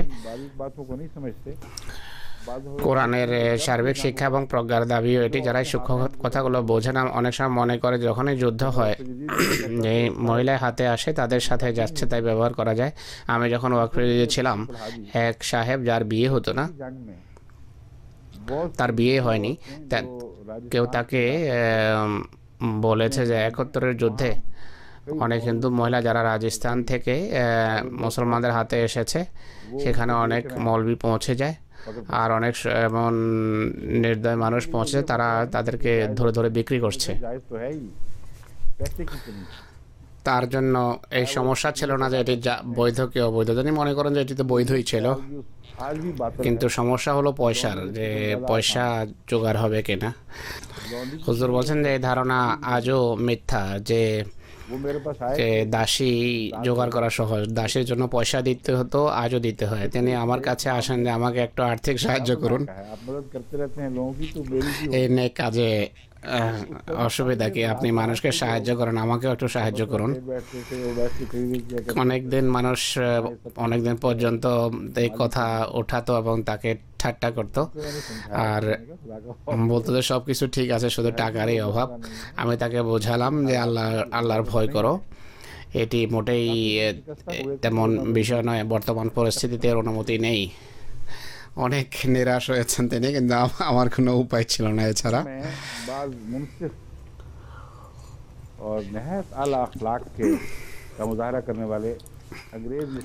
এখন আমি কিছু ভদ্র এবং ন্যায়পরায়ণ আর উন্নত নৈতিক চরিত্রের অধিকারী ইংরেজ লেখকের কথা আপনাদের সামনে তুলে ধরবো, কেননা ভেরি হলো আমেরিকান, তার কথা হোক বা অন্য কিছু লেখক যেমন মন্টগোমারি ওয়ার্ডের কথা আমি বলে থাকি, তাদের কথা বলেছি। কোনো ইংরেজ আহমদি হয়তো এতে কষ্ট পেতে পারে যে প্রত্যেকবার আমাদেরকেই শুধু রাগড়া দেওয়া হয়, আমাদের উপরে রোলার চালানো হয়। ওরা জানে যে এটি আমাদের বাধ্যবাধকতা, কিন্তু জাতিগত ভালোবাসা তো থেকেই থাকে, তার কিছু দাবি আছে, তা অনেক সময় মাথা চাড়া দেয়। এমন কোনো মানুষের জন্য তা পরীক্ষার কারণ হয়ে থাকে। এটি আজকের বিষয় নয়, কেবল সবসময় বিষয় এমনই চলে আসছে। হজরত আকরামা, যিনি আবু জেহেলের পুত্র ছিলেন আর পরে হজরত মোহাম্মদ রসুল্লাহর পুত্র হয়ে গেছেন, তিনি মানুষ যখন তাকে আবু জাহালের পুত্র বলতো তিনি চরম কষ্ট পেতেন, মানুষ খোঁটা দিত। তিনি রসুল্লাহর কাছে আসেন, হে আল্লাহ রসুল, আমার পিতার দুর্ভাগ্য, হতভাগা আমি জানি, কিন্তু আমি যে তার ছেলে, মানুষ আমাকে আবু জাহেলের পুত্র বলে। রসুল্লাহর নির্দেশ দিয়েছে এখন তাকে কেউ যেন আবু জাহেলের পুত্র না বলে। তো দেখুন কত ন্যায়সম্মত শিক্ষা। এমন যুবক ইংরেজ বা বয়োবৃদ্ধ যখন দরস শুনবেন বা পূর্বের কোনো প্রশ্নোত্তর অধিবেশন শুনবেন, তাদের হয়তো মর্মযাতনার কারণ হবে যে আমাদের জাতি এখানে বসে এদের সমালোচনা হচ্ছে। কথা সত্য, কিন্তু আমরা একদিক থেকে আহমদি আর এক দৃষ্টিকোণ থেকে ইংরেজ, তো করব কি? আমি তাদেরকে বোঝানোর জন্য বলি যে আমি একদিক থেকে পাকিস্তানি আর একদিক থেকে আমি আহমদি। পাকিস্তানের অবস্থা সম্পর্কে যেই সমালোচনা করি আমার কি কষ্ট হয় না? কিন্তু আহমদিয়তের প্রশ্ন যখন আসবে, ধর্মের নামে আমি পাকিস্তানি, ধর্মের নামে পাকিস্তানি আহমদিদের সাথে যে শত্রুতা করা হয়, এর উত্তর দেয়া আমার জন্য ফরজ, আবশ্যক। এই কথা আমি ভুলে যাব যে জাতি হিসেবে আমিও আক্রমণের লক্ষ্যে পরিণত হচ্ছে। আরব কবির একটি কথা মনে পড়ে, আমার জাতি আমার ভাইকে লক্ষ্য করে তীর ছুঁড়েছে বা হত্যা করেছে। যদি এখন আমি সেই জাতির উপর তীর চালাই, তাহলে আমি নিজের উপরে, নিজের বিরুদ্ধেই তীর চালাবো। কিন্তু এগুলো জাগতিক বিষয়, ধর্ম সব কিছুর উপর প্রাধান্য রাখে, কেননা এটি আল্লাহর কারণে এই সম্পর্ক প্রতিষ্ঠিত হয়। জাগতিক সম্পর্ক বা জাতিগত সম্পর্ক এগুলো ক্ষণস্থায়ী, যা মায়ের সম্পর্কের বরাতে অন্যদের সাথে প্রতিষ্ঠিত হয়। কিন্তু রহমান খোদা, যিনি স্রষ্টা, তার সাথে সম্পর্ক বাকি সব সম্পর্কের উপর প্রাধান্য রাখে। হযরত আবু বকর সিদ্দিক রাদিয়াল্লাহু আনহু দৃষ্টান্ত আপনাদের সামনে আছে। তার ছেলে মুসলমান হয়নি, এক যুদ্ধের কথা হুজুর বলছেন। সেই ছেলে পিতাকে গর্বের সাথে পরে বলেছেন, স্মরণ করেছেন, অমুক সময় পাথরের পেছনে লুকায়িত ছিল, আমি চাইলে একই আঘাতে আপনাকে হত্যা করতে পারতাম। তিনি পিতাকে তার অনুগ্রহের কথা স্মরণ করেছেন। হযরত আবু বকর উত্তর দেন যে আমি যদি সুযোগ পেতাম তোমাকে হত্যা করতাম। আল্লাহর প্রশ্ন যখন উঠবে, কোনো আত্মীয়তার কোনো গুরুত্ব নেই। তো এটি একটি সীমাবদ্ধতা, জাতিগত বিদ্বেষ বা জাতিগত শত্রুতা এখানে কাজ করে না। কিন্তু একই সাথে হুজুর বলছেন, আমি ভাবলাম যে সেই সমস্ত উদ্ধৃতিও উপস্থাপন করা দরকার যা ভদ্র ইংরেজরা লিখেছে। স্বয়ং হযরত মুহাম্মদ রাসূলুল্লাহর পক্ষ সমর্থন করে তারা লেখেন। মানুষ বুঝতে পারবে যে এমন ব্যক্তিত্ব সম্পন্ন মানুষ সব জাতির ভিতর আছে। বড় বীরত্বের সাথে জাতির জেনারেল প্রবণতার বিরুদ্ধে একা বিচ্ছিন্ন একটা আওয়াজ উঠান এবং অত্যন্ত উন্নত ভাষায় হযরত মুহাম্মদ সাল্লাল্লাহু আলাইহি ওয়াসাল্লাম তার পবিত্রতাকে সাধুবাদ জানায়। তাদের অনেকেই এমন ভাবে লিখেছেন যে তারা যদি জীবিত থাকতো, ইচ্ছা হয় যে তাদের হাতে চুমু খায়। অ্যাপোলজি ফর মোহাম্মদ বাই গডফ্রি মনে হয় জীবিত থাকবেন। হুজুর বলছেন খবর নেন কোথায় আছেন উনি, তার সাথে সাক্ষাৎ করা উচিত।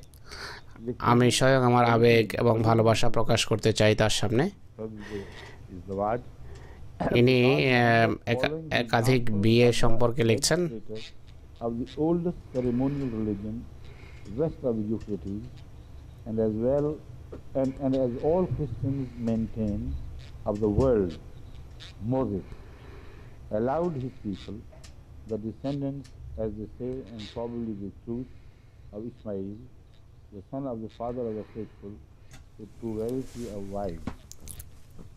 आजकल जो रिवाज है अंग्रेजी का, उसमें फिक्रों को छोटा किया जाता है। আজকাল ইংরেজির যে রীতি, তাতে ছোট ছোট বাক্য লেখা হয়, লম্বা বাক্য এখন আর পছন্দ করা হয় না। কিন্তু অতীতকালে, এমনকি আজকালও অনেক আলেম এবং পণ্ডিত এই কারণে বাক্য শেষ করে না যে কোথাও বিষয় না মাঝখানে অসম্পূর্ণ থেকে যায়। যতক্ষণ পর্যন্ত কথা শেষ না হয় তারা দাঁড়িয়ে দেন না। হযরত মসিহ মওউদের লেখাতেও এই রীতি দেখা যায়। উর্দুতে তো এমনিতেই আওর মাধ্যমে বাক্য লম্বা হয়ে যায়, খারাপ লাগে না। ইংরেজিতে এই ধরনের বাক্য, কোনো লেখকের বাক্য অনেক লম্বা হয়ে যায়, বোঝা যায় না অনেক সময়। হুজুর বলছেন যে এটি পরে যারা ইংরেজি ভাষাবিদ আহমদি, তারা পুরোপুরি বুঝবে না যতক্ষণ পর্যন্ত তাদেরকে বোঝানো না হবে। ডাক্তার সাহেব, আপনি কি বুঝতে পেরেছেন? ডাক্তার সাহেব বলছেন পুরোপুরি বুঝতে পারেনি। হুজুর বলছেন যতটা বুঝেছেন এখানে বুঝিয়ে দিন। The reality of violence has been constantly abused by Christians to use their words from tendering to the base তিনি testimony of the একাধিক following. বিয়ের কথা The Bible বলেছেন also অতীতের ধর্মের be visited. অনুসরণে বা ফোরাত I do not ফোরাত know. উপত্যকায় বসবাসকারী লোকদের রীতি অনুসারে, আর এই কারণে আজকের পাশ্চাত্যতাকে वो लोग সমালোচনা করে। হুজুর বলছেন এতক্ষণে একটা বাক্য শেষ হয়েছে তার। तर्जुमा हो ना लंबा फिक्र आ जाता অনেক সময় ইংরেজও আপত্তি করে মুসলিমদের কোনো বাক্য লম্বা হলে তারা বলে যে এত লম্বা কেন। আসলে সে যুগে এটি সাধারণ রীতি ছিল, এক এক পৃষ্ঠার বাক্য লেখা হতো, কিন্তু উর্দুতে এটা খারাপ মনে হয় না। और सांस लेने का मौका दे देता है। আওর শব্দ দুই বাক্যের মাঝে একটা পার্থক্য করে কমা হয়ে যায়, মানুষ নিঃশ্বাস নিতে পারে। কিন্তু ইংরেজি ভাষায় এক যুগে অনেক লম্বা লম্বা বাক্য লেখা হতো। বিভিন্ন পুরনো বই, ক্লাসিক্যাল যে সমস্ত বই আছে তাতে অনেক লম্বা লম্বা বাক্য দেখা যায়। আজও একই রীতি কোনো কোনো ক্ষেত্রে অনুসৃত হচ্ছে। দ্বিতীয়ত मज़ामीन के गहरा होने की वजह से অনুবাদকদের দোষ। এটি মুসলিমদের বাক্য জটিল হয় না, বিষয়বস্তু গভীর হওয়ার কারণে অনেক সময় বুঝতে অসুবিধা হয়, কিন্তু ভাষার জটিলতার কোথাও নেই মুসলিমদের ভাষায়। এখন এই বাক্যের অনুবাদ শুনুন আপনারা। में एक ऐसे कानून ইনি বলছেন, যেহেতু মোহাম্মদ সাল্লাল্লাহু আলাইহি ওয়াসাল্লাম की पैरवी की, এমন यानी उस একজন कानून को बहाल रखा আইন প্রণেতার অনুসরণ तो করেছেন, ठीक যার প্রস্তাবিত আইনকে বহাল রেখেছেন।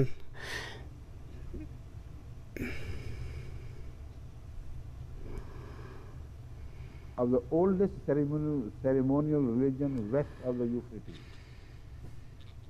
फुरात के मगरिब में सबसे ज्यादा যিনি ফোরাতের পশ্চিমে সবচেয়ে यानी মহান ঐতিহ্যগত ধর্মের প্রতিষ্ঠাতা মূসার ধর্মের রীতি অনুসরণ করছিলেন, আর रवायती मजहब का ये बानी সারা পৃথিবীতে মূসার এই মর্যাদা রয়েছে যে তিনি মহান ঐতিহ্যগত ধর্মের প্রতিষ্ঠাতা বা करते हुए বাণী। उसने अपने তার সাথে মতভেদ করেননি রাসূলুল্লাহ। इसलिए कहा जाता তার অনুসরণে তিনি তার है इस्माइल की औलाद মান্যকারী যাদের সম্পর্কে আপত্তি করা যাদের সম্পর্কে বলা হয় যে তারা হযরত ইসমাইলের বংশোদ্ভূত, ठीक कहते हैं जो अरब ইনি বলছেন যে এটি সত্য কথা। এটি इस्माइलियों को আরবরা সত্যিকার অর্থে ইসমাইলেরই বংশ। এই লেখক নিজেই বলছেন, पर बनु इस्माइल को वो तालीम दी जो इसहाक के बेटे ইসহাকের বংশের মোকাবেলায় ইসমাইলের বংশকে সেই শিক্ষা দেয়া হয়েছে যা ইসহাকের ছেলে মূসা এবং ইসহাককে দিয়েছেন। ইনি বলেন যে আমি বুঝি না যে बदतमीजी এতে আশ্চর্য হওয়ার কি আছে, আর আমি এটি বুঝি না যে এমন অসৌজন্যমূলক ব্যবহার, এমন নোংরা মন মানসিকতার পরিচয় মানুষ দেয় কীভাবে এই বহু একাধিক বিয়ের ব্যাপারে ইসলাম মুসলমানদের উপর আক্রমণ করতে গিয়ে। of the father আবার শুনুন, of plurality of wives. ये कॉमा है। He has been constantly abused by Christians. वो मुसलसल ईसाइयों के তাকে ख्रिस्टानेरा हमलों का निशाना बना रहा है। তিনি অনবরত Pandering to the খ্রিস্টানদের আক্রমণের লক্ষ্যে পরিণত হয়েছেন। उनके अल्फाज তারা প্যান্ডারিং শব্দ ব্যবহার করেছে রাসূলুল্লাহ সাল্লাল্লাহু আলাইহি সাল্লামের জন্য, दलाली करने वाला অর্থাৎ তার মান্যকারীদের যৌন কামনা বাসনার প্রবক্তা এবং দালাল ছিলেন তিনি। एक প্যান্ডলার অর্থ হলো এক নির্লজ্জকে অন্য নির্লজ্জের সাথে মিলিত করে এক যৌন উন্মাদ অপর যৌন উন্মাদের সাথে একত্রিত হয়ে এই কাজ করে। রাসূলুল্লাহ সাল্লাল্লাহু আলাইহি ওয়াসাল্লাম সম্পর্কে এই সমস্ত নোংরারা নিষ্ঠুররা এই শব্দ ব্যবহার করেছে। এই লেখক বলছেন যে আমি জানি না যে এই বৈধতা এরা কোথায় পেল, এই অধিকার তাদেরকে কে দিল। और যে ব্যক্তি তাদের ধর্মের দুই শাখাকে একত্রিত করছে, इस्माइल बनु इसहाक के একত্রিত করছেন, আর যে শিক্ষায় তারা বিশ্বাসী একই শিক্ষা ইসহাকের ভাই ইসমাইলের সন্তানদের দিচ্ছে, আর তার সম্পর্কে এরা এই অপলাপ করছে। But why the alliance of a plurality? ইনি বলছেন যে একাধিক বিয়ের বিষয়টিকে এত কট্টর ভাষায় কেন সমালোচনা করবে এরা, তা আমি বুঝি না। the man after God's own heart. Sulaiman এবং দাউদের দৃষ্টান্ত ওরা দেখে না।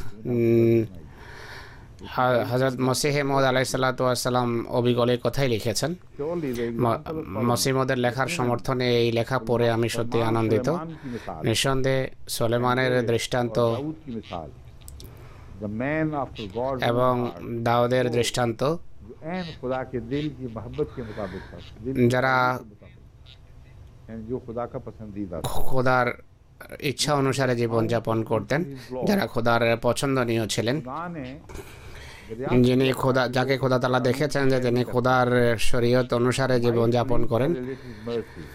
দাউদ খোদার শরীয়ত অনুসারে জীবনযাপন করতেন। particularly as Jesus nowhere, अब ये भी पढ़ने তিনি कहते हैं সত্যিকার অর্থে খোদা তাআলার, তিনি সত্যিকার অর্থে এরকম ঘৃণার যোগ্য নয়, বরং তিনি শ্রদ্ধার যোগ্য। मतलब है এটি ইংরেজি তিনি যা ব্যবহার করেছেন তা হুজুর ব্যাখ্যা করছেন যে আসলে এদের খোদার ভয় করা উচিত। যদি কোনো ব্যক্তি শ্রদ্ধা এবং ভালোবাসা এবং দয়া পাওয়ার যোগ্য হয়, তাহলে মুহাম্মদ সাল্লাল্লাহু আলাইহি ওয়াসাল্লাম সমস্ত ইনসাফকে যদি জলাঞ্জলি দাও তাহলে দিতে পারো, নতুবা একটু চিন্তা করো যে এই ব্যক্তি কি এমন যার উপর জুলুম করা যেতে পারে। অর্থাৎ মোহাম্মদ রাসূলুল্লাহ সাল্লাল্লাহু আলাইহি ওয়াসাল্লাম মোটেই অত্যাচারিত হওয়ার যোগ্য নন। এনে লেখছেন হযরত ঈসা আলাইহিস সালাম কোথায় ও বাইবেলের নতুন নিয়মের 20টি অধ্যায়ের এক জায়গায় ও পরিষ্কারভাবে একাধিক বিয়ে নিষেধ করেননি। গতকাল হুজুর বলছেন, আমি এটাই বলেছিলাম, 20টা গসপেলে বা বাইবেলের যে বিভিন্ন অধ্যায় আছে, কোনো একটিতেও শুধু একটি বিয়ের নির্দেশ দিয়েছেন বা একাধিক বিয়ে করতে বারণ করেছেন। অ্যাপোলজি ফর মোহাম্মদ বইয়ের নাম দ্য গড ফ্রেহিগেন, ইনি অ্যাপোলজি করছেন, অর্থাৎ ক্ষমা চাচ্ছেন, কিন্তু মোহাম্মদ রাসূলুল্লাহর ক্ষমা চাওয়ার কোনো দরকার নেই। তো এটি তার কথা লেখার ধরন, আমাদের এটি নিয়ে আপত্তির কিছু নেই। ইনি আরও লেখেন একই বইতে, গডফ্রি হিগিন্সের বইয়ের 85তম এবং 86তম পৃষ্ঠায় ইনি লিখেছেন। প্রথম উদ্ধৃতি ছিল 75 পৃষ্ঠা থেকে। একটা ফ্যাক্স এসেছে, বলা হলো যে রাবুয়া থেকে এসেছে, এখানকার রিসার্চ গ্রুপ পাঠায়নি। হুজুর বলছেন মাশাআল্লাহ তাৎক্ষণিক কাজ করেছে। একাধিক বিয়ের যে অনুমতি রাসূলুল্লাহ দিয়েছেন, কিন্তু অনেক কঠোর শর্ত এর জন্য আরোপ করেছেন।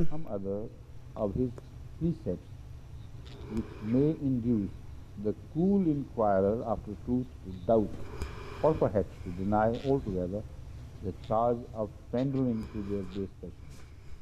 Pandering का मजमून कह रहा है। আর এটি থেকে বোঝা যায় যে বিলাসিতার যে আপত্তি আছে মুহাম্মদ সাল্লাল্লাহু আলাইহি ওয়াসাল্লাম এবং তার সাথীদের বিরুদ্ধে, এটি সম্পূর্ণভাবে ভ্রান্ত এবং মিথ্যা। অনুমতি এমন কঠোর শর্ত সাপেক্ষ যে এর জন্য বিলাসিতার শব্দ ব্যবহার হতেই পারে না। মানুষের প্রবৃত্তির দাসত্ব নাম দেয়া যেতে পারে না। এর সাথে যে শর্ত আরোপ করা হয়েছে একাধিক বিয়ের, সেই শর্ত সাপেক্ষে যদি পড়ো তাহলে এমন কথা বলাই যায় না। কিন্তু এছাড়াও এই ব্যক্তির অন্যান্য শিক্ষাও তো দেখো, তার জীবন পদ্ধতি, জীবন ধারণের পদ্ধতি তা দেখো। এটি কি বখাটে এবং অপকর্মশীল লোকদের রীতি? একটু ইনসাফ করো, বিবেক খাটাও। মোহাম্মদ সাল্লাল্লাহু আলাইহি সাল্লামের শিক্ষা বলছেন ইনি, আসলে ইনি কোরআনের দিকে ইশারা করছেন। যে শিক্ষাকে মোহাম্মদ রাসূলুল্লাহ শিক্ষা ভাবছো বা মনে করছো, তার অন্য শিক্ষার প্রতিও তো দৃষ্টিপাত করো। এই দুটো কথা এক জায়গায় একসাথে একত্রিত হতে পারে কি? এক বিলাসী মন মানসিকতা কি এই শিক্ষা দিতে পারে? এক বিলাসী চিন্তাধারার অধিকারী ব্যক্তি জাতিকে কি এত কঠোর শিক্ষা দিতে পারে? रिफ्यूज करने वाला ये भी तो देखे। ঠান্ডা মাথায় যারা সন্ধান করবে, যারা তালাশ করবে, তাদের এটিও দেখা উচিত। শেষ কথা উনি যা বললেন। कुलियतन रद्द कर रही हैं। द फास्ट अब रमदान अभी इसमें से गुजर रहे हैं, इसको एक दलील के तौर पर पेश करता है। ইনি এখন দৃষ্টান্ত দিচ্ছেন যে এর একটি প্রমাণ হলো রমজানের রোজা। Must often fall in the hottest phase of an Asiatic summer. ये आज कौम की तालीम है, एक महीना रोजा रखो ऐसे। ইনি বলছেন যে এটি কি বিলাসিতার পূজারী জাতির বৈশিষ্ট্য? পুরো এক মাস রোজা রাখা হয় চাঁদ্র মাসে। অনেক সময় এমন গরম দেশে রমজান মাস আসে, গরম অবস্থায় রমজান আসে যে মানুষ তা সহ্য করার শক্তি রাখে না। যখন পবিত্র মুসলমানেরা বা মুত্তাকি মুসলমানরা খাবারের একটা বিন্দু খাওয়ার অনুমতি রাখে না সকাল থেকে সন্ধ্যা পর্যন্ত, 30 দিন এক নাগারে তাদের খাবার ছাড়া থাকতে হয়, তো এটি কোনোভাবে বিলাসিতার প্রমাণ হতে পারে না। আর এই কামনা বাসনার পূজার সাথে দূরতম কোনো সম্পর্ক নেই। যারা এত বড় বড় কথা বলে, এত বিলাসিতার কথা বলে, কামনা বাসনা পূজার কথা বলে, তারা মক্কার হজ সম্পর্কে কি বলবে? मक्का की पिलग्रिमेज ये भी एक अयाशी का तरीका है। मोहम्मद शोली विल नॉट बी एक्सक्यूज्ड, এটিও কি একটা বিলাসিতার রীতি? in ordering, if indeed he did order, which I doubt, this terrible journey. इतनी खौफनाक जर्नी मक्के की जर्नी, खासतौर पर गर्मियों। ইনি বলছেন যে এত ভয়াবহ সফর, মক্কার সফর এত ভয়াবহ, বিশেষ করে গরমকালে এই সফর এত বিপজ্জনক। হযরত মুহাম্মদ সাল্লাল্লাহু আলাইহি ওয়াসাল্লাম যদি নির্দেশ দিয়ে থাকেন হজের, আমার ইনি বলছেন আমার সন্দেহ আছে যে মুহাম্মদ এমন নির্দেশ দিতে পারেন। এটি মুহাম্মদ রাসূলুল্লাহর চিন্তাধারাকে তিনি সাধুবাদ জানাচ্ছেন। মোহাম্মদ রসুল্লাহর নির্দেশ হতেই পারে না, এটি আল্লাহর পক্ষ থেকে নির্দেশ দেয়া হয়েছে। নির্দেশ হলো সারা পৃথিবীতে মানুষ এখানে আসবে আর কষ্ট করে আসবে, এমন কঠোর কষ্ট সহ্য করে এখানে মানুষের আসার নির্দেশটি মোহাম্মদ রসুল্লাহর নির্দেশ নয়। এই নির্দেশ অবশ্যই উপর থেকে এসে থাকবে, নতুবা এত কষ্ট করে এখানে কে আসে? Bosworth Smith, late fellow of Trinity College, Oxford, Harrow স্কুলের অ্যাসিস্ট্যান্ট মাস্টার, তিনি অক্সফোর্ডের ট্রিনিটি কলেজের সাবেক ফেলো, অনেক বড় সাধুবাদ জানিয়েছেন হযরত আকদাস মোহাম্মদ মুস্তাফা সাল্লাল্লাহু আলাইহি ওয়াসাল্লামকে, আর অসাধারণ ভাবে তার পক্ষ সমর্থন করেছেন। ভালোবাসা এবং কৃতজ্ঞতাবোধের সাথে তার কথা উল্লেখ করা আমাদের জন্য আবশ্যক। তিনি এসব কিছু একাধিক বিয়ে সম্পর্কে তাদের উদ্ধৃতি আমি তুলে ধরছি। একাধিক বিয়ে এমন একটি রীতি যার কারণ সমাজের এত গভীরে প্রথিত যে কোনো সংস্কারক যত বড়ই হোক না কেন, নিজের কলম বা লাঠির আঘাতে এটিকে রাতারাতি কখনো সমাজ থেকে দূর করতে পারেন না। একাধিক বিয়ের যে শিক্ষা আছে, বিষয়টি আছে, এটি সারা পৃথিবীতে মানব সমাজে এত গভীরভাবে প্রথিত এবং গ্রথিত, আর এর মূল ইতিহাস এবং সমস্ত মানব সভ্যতায় সব জাতির মাঝে এত গভীরে ঢুকে গেছে এর মূল, যে কোনো মানুষের এটিকে রাতারাতি সম্পূর্ণভাবে মিটিয়ে দেয়া সম্ভব নয়, কোনো সামান্য বিষয় নয়। এটি কত বড় রসুল এবং সংস্কারকই হন না কেন, তিনি হঠাৎ মুখের কথা বা কলমের লেখা দ্বারা এটি দূর করা কঠিন ব্যাপার। যে পৌত্তলিকতা মোহাম্মদ রসুল্লাহ আরবদের ভিতর পেয়েছিলেন, যা আমি আমার পূর্বের বক্তৃতায় বলেছিলাম,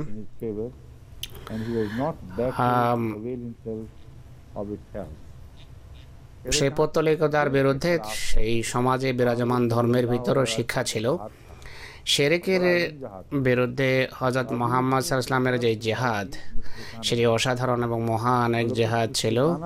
যদিও আরব পৌত্তলিক ছিল, কিন্তু সেই পৌত্তলিক সমাজের ভিতরও তৌহিদের শিক্ষা ছিল, একত্ববাদের শিক্ষা ছিল। আর সে যুগে স্বয়ং সেই যুগে এখনো এমন অভ্যন্তরীণ কারণ ছিল যা তৌহিদের শিক্ষার সহায়ক হয়েছে। যদিও এটা অনেক বড় জেহাদ, কিন্তু সেই জেহাদের পক্ষে কিছু ইতিবাচক বাতাস বইছিল যা মুহাম্মদ ইসলামের তৌহিদের সংগ্রামের পথে সহায়ক ছিল।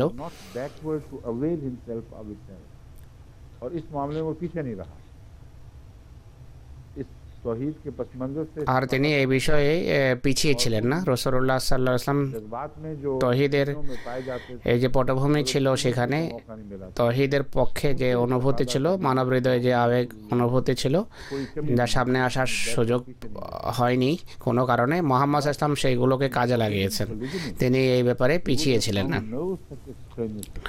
কিন্তু একাধিক বিয়ে নিষিদ্ধ করার জন্য এমন কোনো তিনি সেখানে উপকরণ দেখেননি, কোনো সুযোগ বা সহায়ক কোনো শক্তি, ইতিবাচক কোনো শক্তি ছিল না। পুরো আরব এবং সারা বিশ্ব 100% বহু বিবাহে বিশ্বাস করত। Of Arabia to have been even so much as a floating sentiment in favor of monogamy. আরবে এক বিবাহের পক্ষে একটা লোকও ছিল না, আর মহিলারাও সমাজের রীতি নিয়ে সন্তুষ্ট ছিলেন। মহিলারা তাদের প্রভুর মতোই আরবের রীতি নিয়ে সন্তুষ্ট ছিল, কোনো প্রতিবাদ ছিল না তাদের পক্ষ থেকে। আরবে বায়ুতে বা পরিবেশে এক বিয়ের অনুকূলে এবং একাধিক বিয়ের বিরুদ্ধে বিন্দুমাত্র আওয়াজ ছিল না কোনো জায়গায়, পুরো আরব সমাজে। যেখানে হয়তো সন্দেহ হতে পারে যে কিছু কথা একাধিক বিয়ের বিরুদ্ধে, এমনকি নারী জাতি স্বয়ং তাদের প্রভুর সাথে 100% একমত ছিল আর সন্তুষ্ট ছিল। আর এই নীতি তারা মানত এবং এই নীতি তারা শিরোধার্য করেছে যে একাধিক বিয়ে হওয়া উচিত আর পুরুষ একাধিক বিয়ে করতে পারে। As a true Arab, Muhammad recognized polygamy as an existing institution. সত্যিকার আরব হিসাবে মুহাম্মদ সাল্লাল্লাহু আলাইহি সাল্লাম একাধিক বিয়েকে সামাজিক নিয়ম এবং বিধি হিসাবে মেনে নিয়েছিলেন। To say that Mohammedanism is responsible for polygamy. কিন্তু এই কথা বলা যে মুহাম্মদ সাল্লাল্লাহু আলাইহি ওয়াসাল্লামের ধর্ম একাধিক বিয়ের জন্য দায়ী, এটি অনেক বড় অন্যায়। সেই পরিস্থিতিতে মুহাম্মদ সাল্লাল্লাহু আলাইহি ওয়াসাল্লাম একাধিক বিয়ের কুফল থেকে সমাজকে রক্ষা করার জন্য সকল চেষ্টা করেছেন। আর এমন পরিস্থিতিতে এই কথা বলা একান্ত অবিচার হবে যে ইসলাম বহুবিবাহের পক্ষ নিয়েছে আর এক বিয়ের বিপক্ষে কথা বলেছে। এটি সেভাবে অন্যায় কথা হবে। বাক্য এখনো শেষ হয়নি, আমি মাঝখানে অনুবাদ আরম্ভ করে দিয়েছি। তার কলম চলছে এখনো। ইনি বলছেন যে যেভাবে এই কথা বলা অন্যায় হবে যে খ্রিস্ট ধর্ম দাস প্রথার জন্য দায়ী, ঠিক সেইভাবে এই কথা বলা অনেক বড় অন্যায় যে মুহাম্মদ সাল্লাল্লাহু আলাইহি ওয়াসাল্লাম বা ইসলাম বহু বিবাহের শিক্ষা দিয়েছে। যদি এটি কিন্তু একই সাথে এটি যা বলছেন তা থেকে বোঝা যায় যে এটি কথা বলা তবুও কিছুটা বৈধ, যে খ্রিস্ট ধর্ম দাস প্রথার জন্য দায়ী, কিন্তু এই কথা বলা কোনোভাবে বৈধ বা জায়েজ নয় যে ইসলাম এবং মুহাম্মদ সাল্লাল্লাহু আলাইহি ওয়াসাল্লাম একাধিক বিয়ের সমর্থনে কোনো কাজের সূচনা করেছে, যাই করেছে এর आगाज का कोई इल्जाम বিরোধী পদক্ষেপ নিয়েছে, এর नहीं लगा सकता। इसके बाद ये लिखता है ইসলাম বা মোহাম্মদ ইসলামকে কোনোভাবে এই একাধিক বিয়ে বহুবিবাহের সূচনা করার জন্য দায়ী করা যায় না। এরপর লিখেছেন যে নিউ টেস্টামেন্ট বা বাইবেলের নতুন নিয়ম কোথায়ও দাস প্রথাকে সরাসরি সমালোচনা করেনি। বাইবেলের নতুন নিয়মে এক জায়গায়ও সরাসরি দাস প্রথার বিরুদ্ধে কথা নেই। As an অপরদিকে পক্ষান্তরে এটি বাইবেলের নতুন নিয়ম দাস প্রথাকে একটা প্রতিষ্ঠিত Paul is at least প্রতিষ্ঠান হিসাবে স্বীকার করে। upon the duties of R পৌলুস whom অন্তত পক্ষে যেই দাস রয়েছে, দাসদের বা কৃতদাসদের দায়িত্ব बाद ये है কি হওয়া উচিত সেটি স্বীকার করেছেন এবং নির্দিষ্টভাবে তা স্বীকার করেছেন। The New Testament contains, it is true, no direct condemnation of slavery. On the contrary, it recognizes it as an existing institution, and St. Paul is at least as precise upon the duties of servants. कहता है जो Saint Paul है उसने नौकरों की जिम्मेदारियों को পৌলুস कतियत के साथ, इतनी वजाहत के साथ চাকর চাকরানীদের বা দাস দাসীদের जिनको वो দাস দাসীদের দায়িত্বের কথা এত স্পষ্টভাবে বর্ণনা করেছে যে দাস দাসীদের সেই গোলাম নির্দিষ্টভাবে কৃতদাস আখ্যা দেয়। প্রত্যেক जिम्मेदारियों को চাকরকে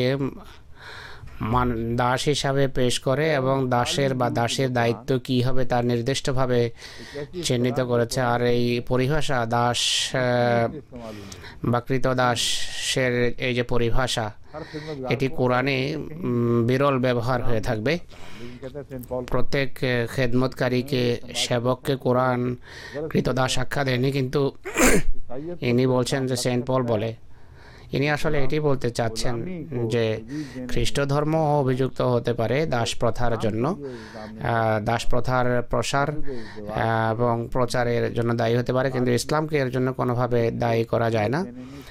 আর ইসলামকে একাধিক বিয়ে বা বহুবিবাহের প্রচলনের জন্য কোনোভাবে দায়ী করা যায় না। এটিকে the duties of masters to them. তাদের প্রভু পরিভাষাটি কোরআনে বিরলই ব্যবহার হয়েছে, কিন্তু তিনি প্রভুর যেই দায়িত্ব আছে সেটি অত্যন্ত স্পষ্টভাবে উল্লেখ করেছেন। প্রভু বা মাস্টারের দায়িত্ব কি তা যেভাবে স্পষ্ট করে পৌলুস বর্ণনা করেছে और उनको slave के नाम ততটা স্পষ্টতার সাথে সমস্ত চাকরদের দায়িত্ব সে স্পষ্টভাবে বর্ণনা করেছে এবং তাদেরকে কৃতদাস হিসাবে উল্লেখ করে এইসব বলেছে। কিন্তু তারপরও কোনো খ্রিস্টান এ কথা বলবে না যে খ্রিস্ট ধর্ম দাস প্রথার সূচনা করেছে বা দাস প্রথাকে বৈধ আখ্যা দিয়েছে বা দাস প্রথার সূচনা করেছে। पॉल ने কোনো খ্রিস্টান এই কথা স্বীকার করে না বা এই বিশ্বাস রাখে না যে समझा और इसको कर दिया। পৌলুস দাস প্রথাকে कहने वाला हिस्सा ये বৈধ মনে করেছে এবং सेंट पॉल के এটিকে উৎসাহিত করেছে। से मिलती বৈধ করা সম্পর্কে হুজুর বলছেন যে সেন্ট পলের বিবৃতিতে এমন স্পষ্ট কথা দেখা যায়, उन हालात দাস प्रथा যেভাবে সেই সমাজে গৃহীত ছিল, স্বীকৃত ছিল, সেই পরিস্থিতিতে এটিকে বৈধ মনে করা হয়েছে, নতুবা এর বিরুদ্ধে वो ऐसा हुआ এটিকে নির্মূল করার কোনো চেষ্টা পরিলক্ষিত হতো, কিন্তু এমন চেষ্টা দেখা যায় না, এমন কোনো উদ্ধৃতিও পাওয়া যায় না।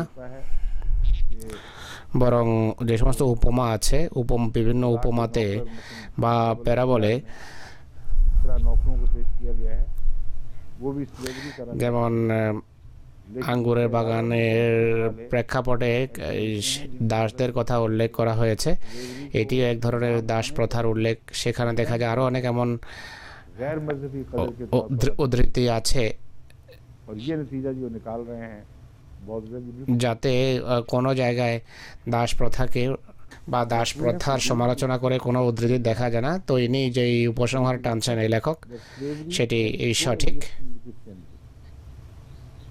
कहता हमें तो ये कुछ सभी को আর খ্রিস্টান ধর্মের সাথে দাস প্রথা সহাবস্থান করতে আমরা দেখি একটা অংশ আমি ছেড়ে দিয়েছি।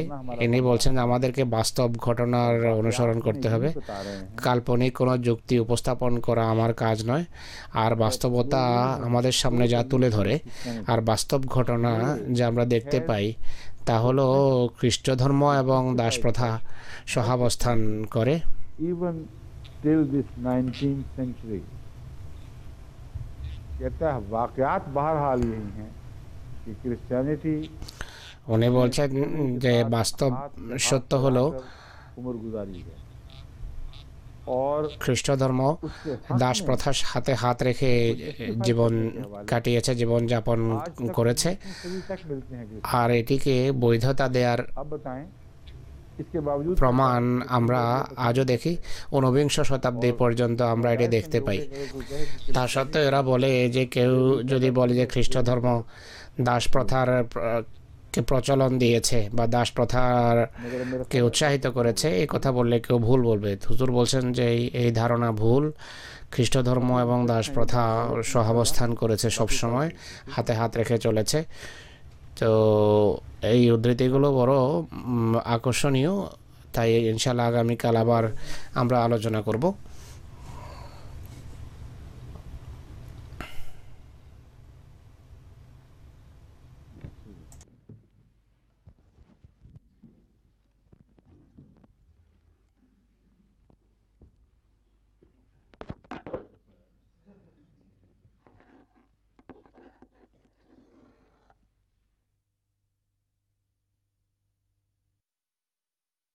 रमदान मुबारक रमदान करीम रमदान मुबारक रमदान करीम रमदान मुबारक रमदान करीम रमदान मुबारक रमदान करीम।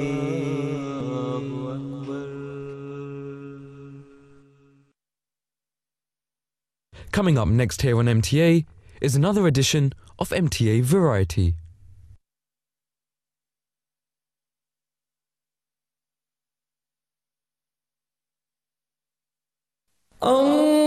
اللهم صل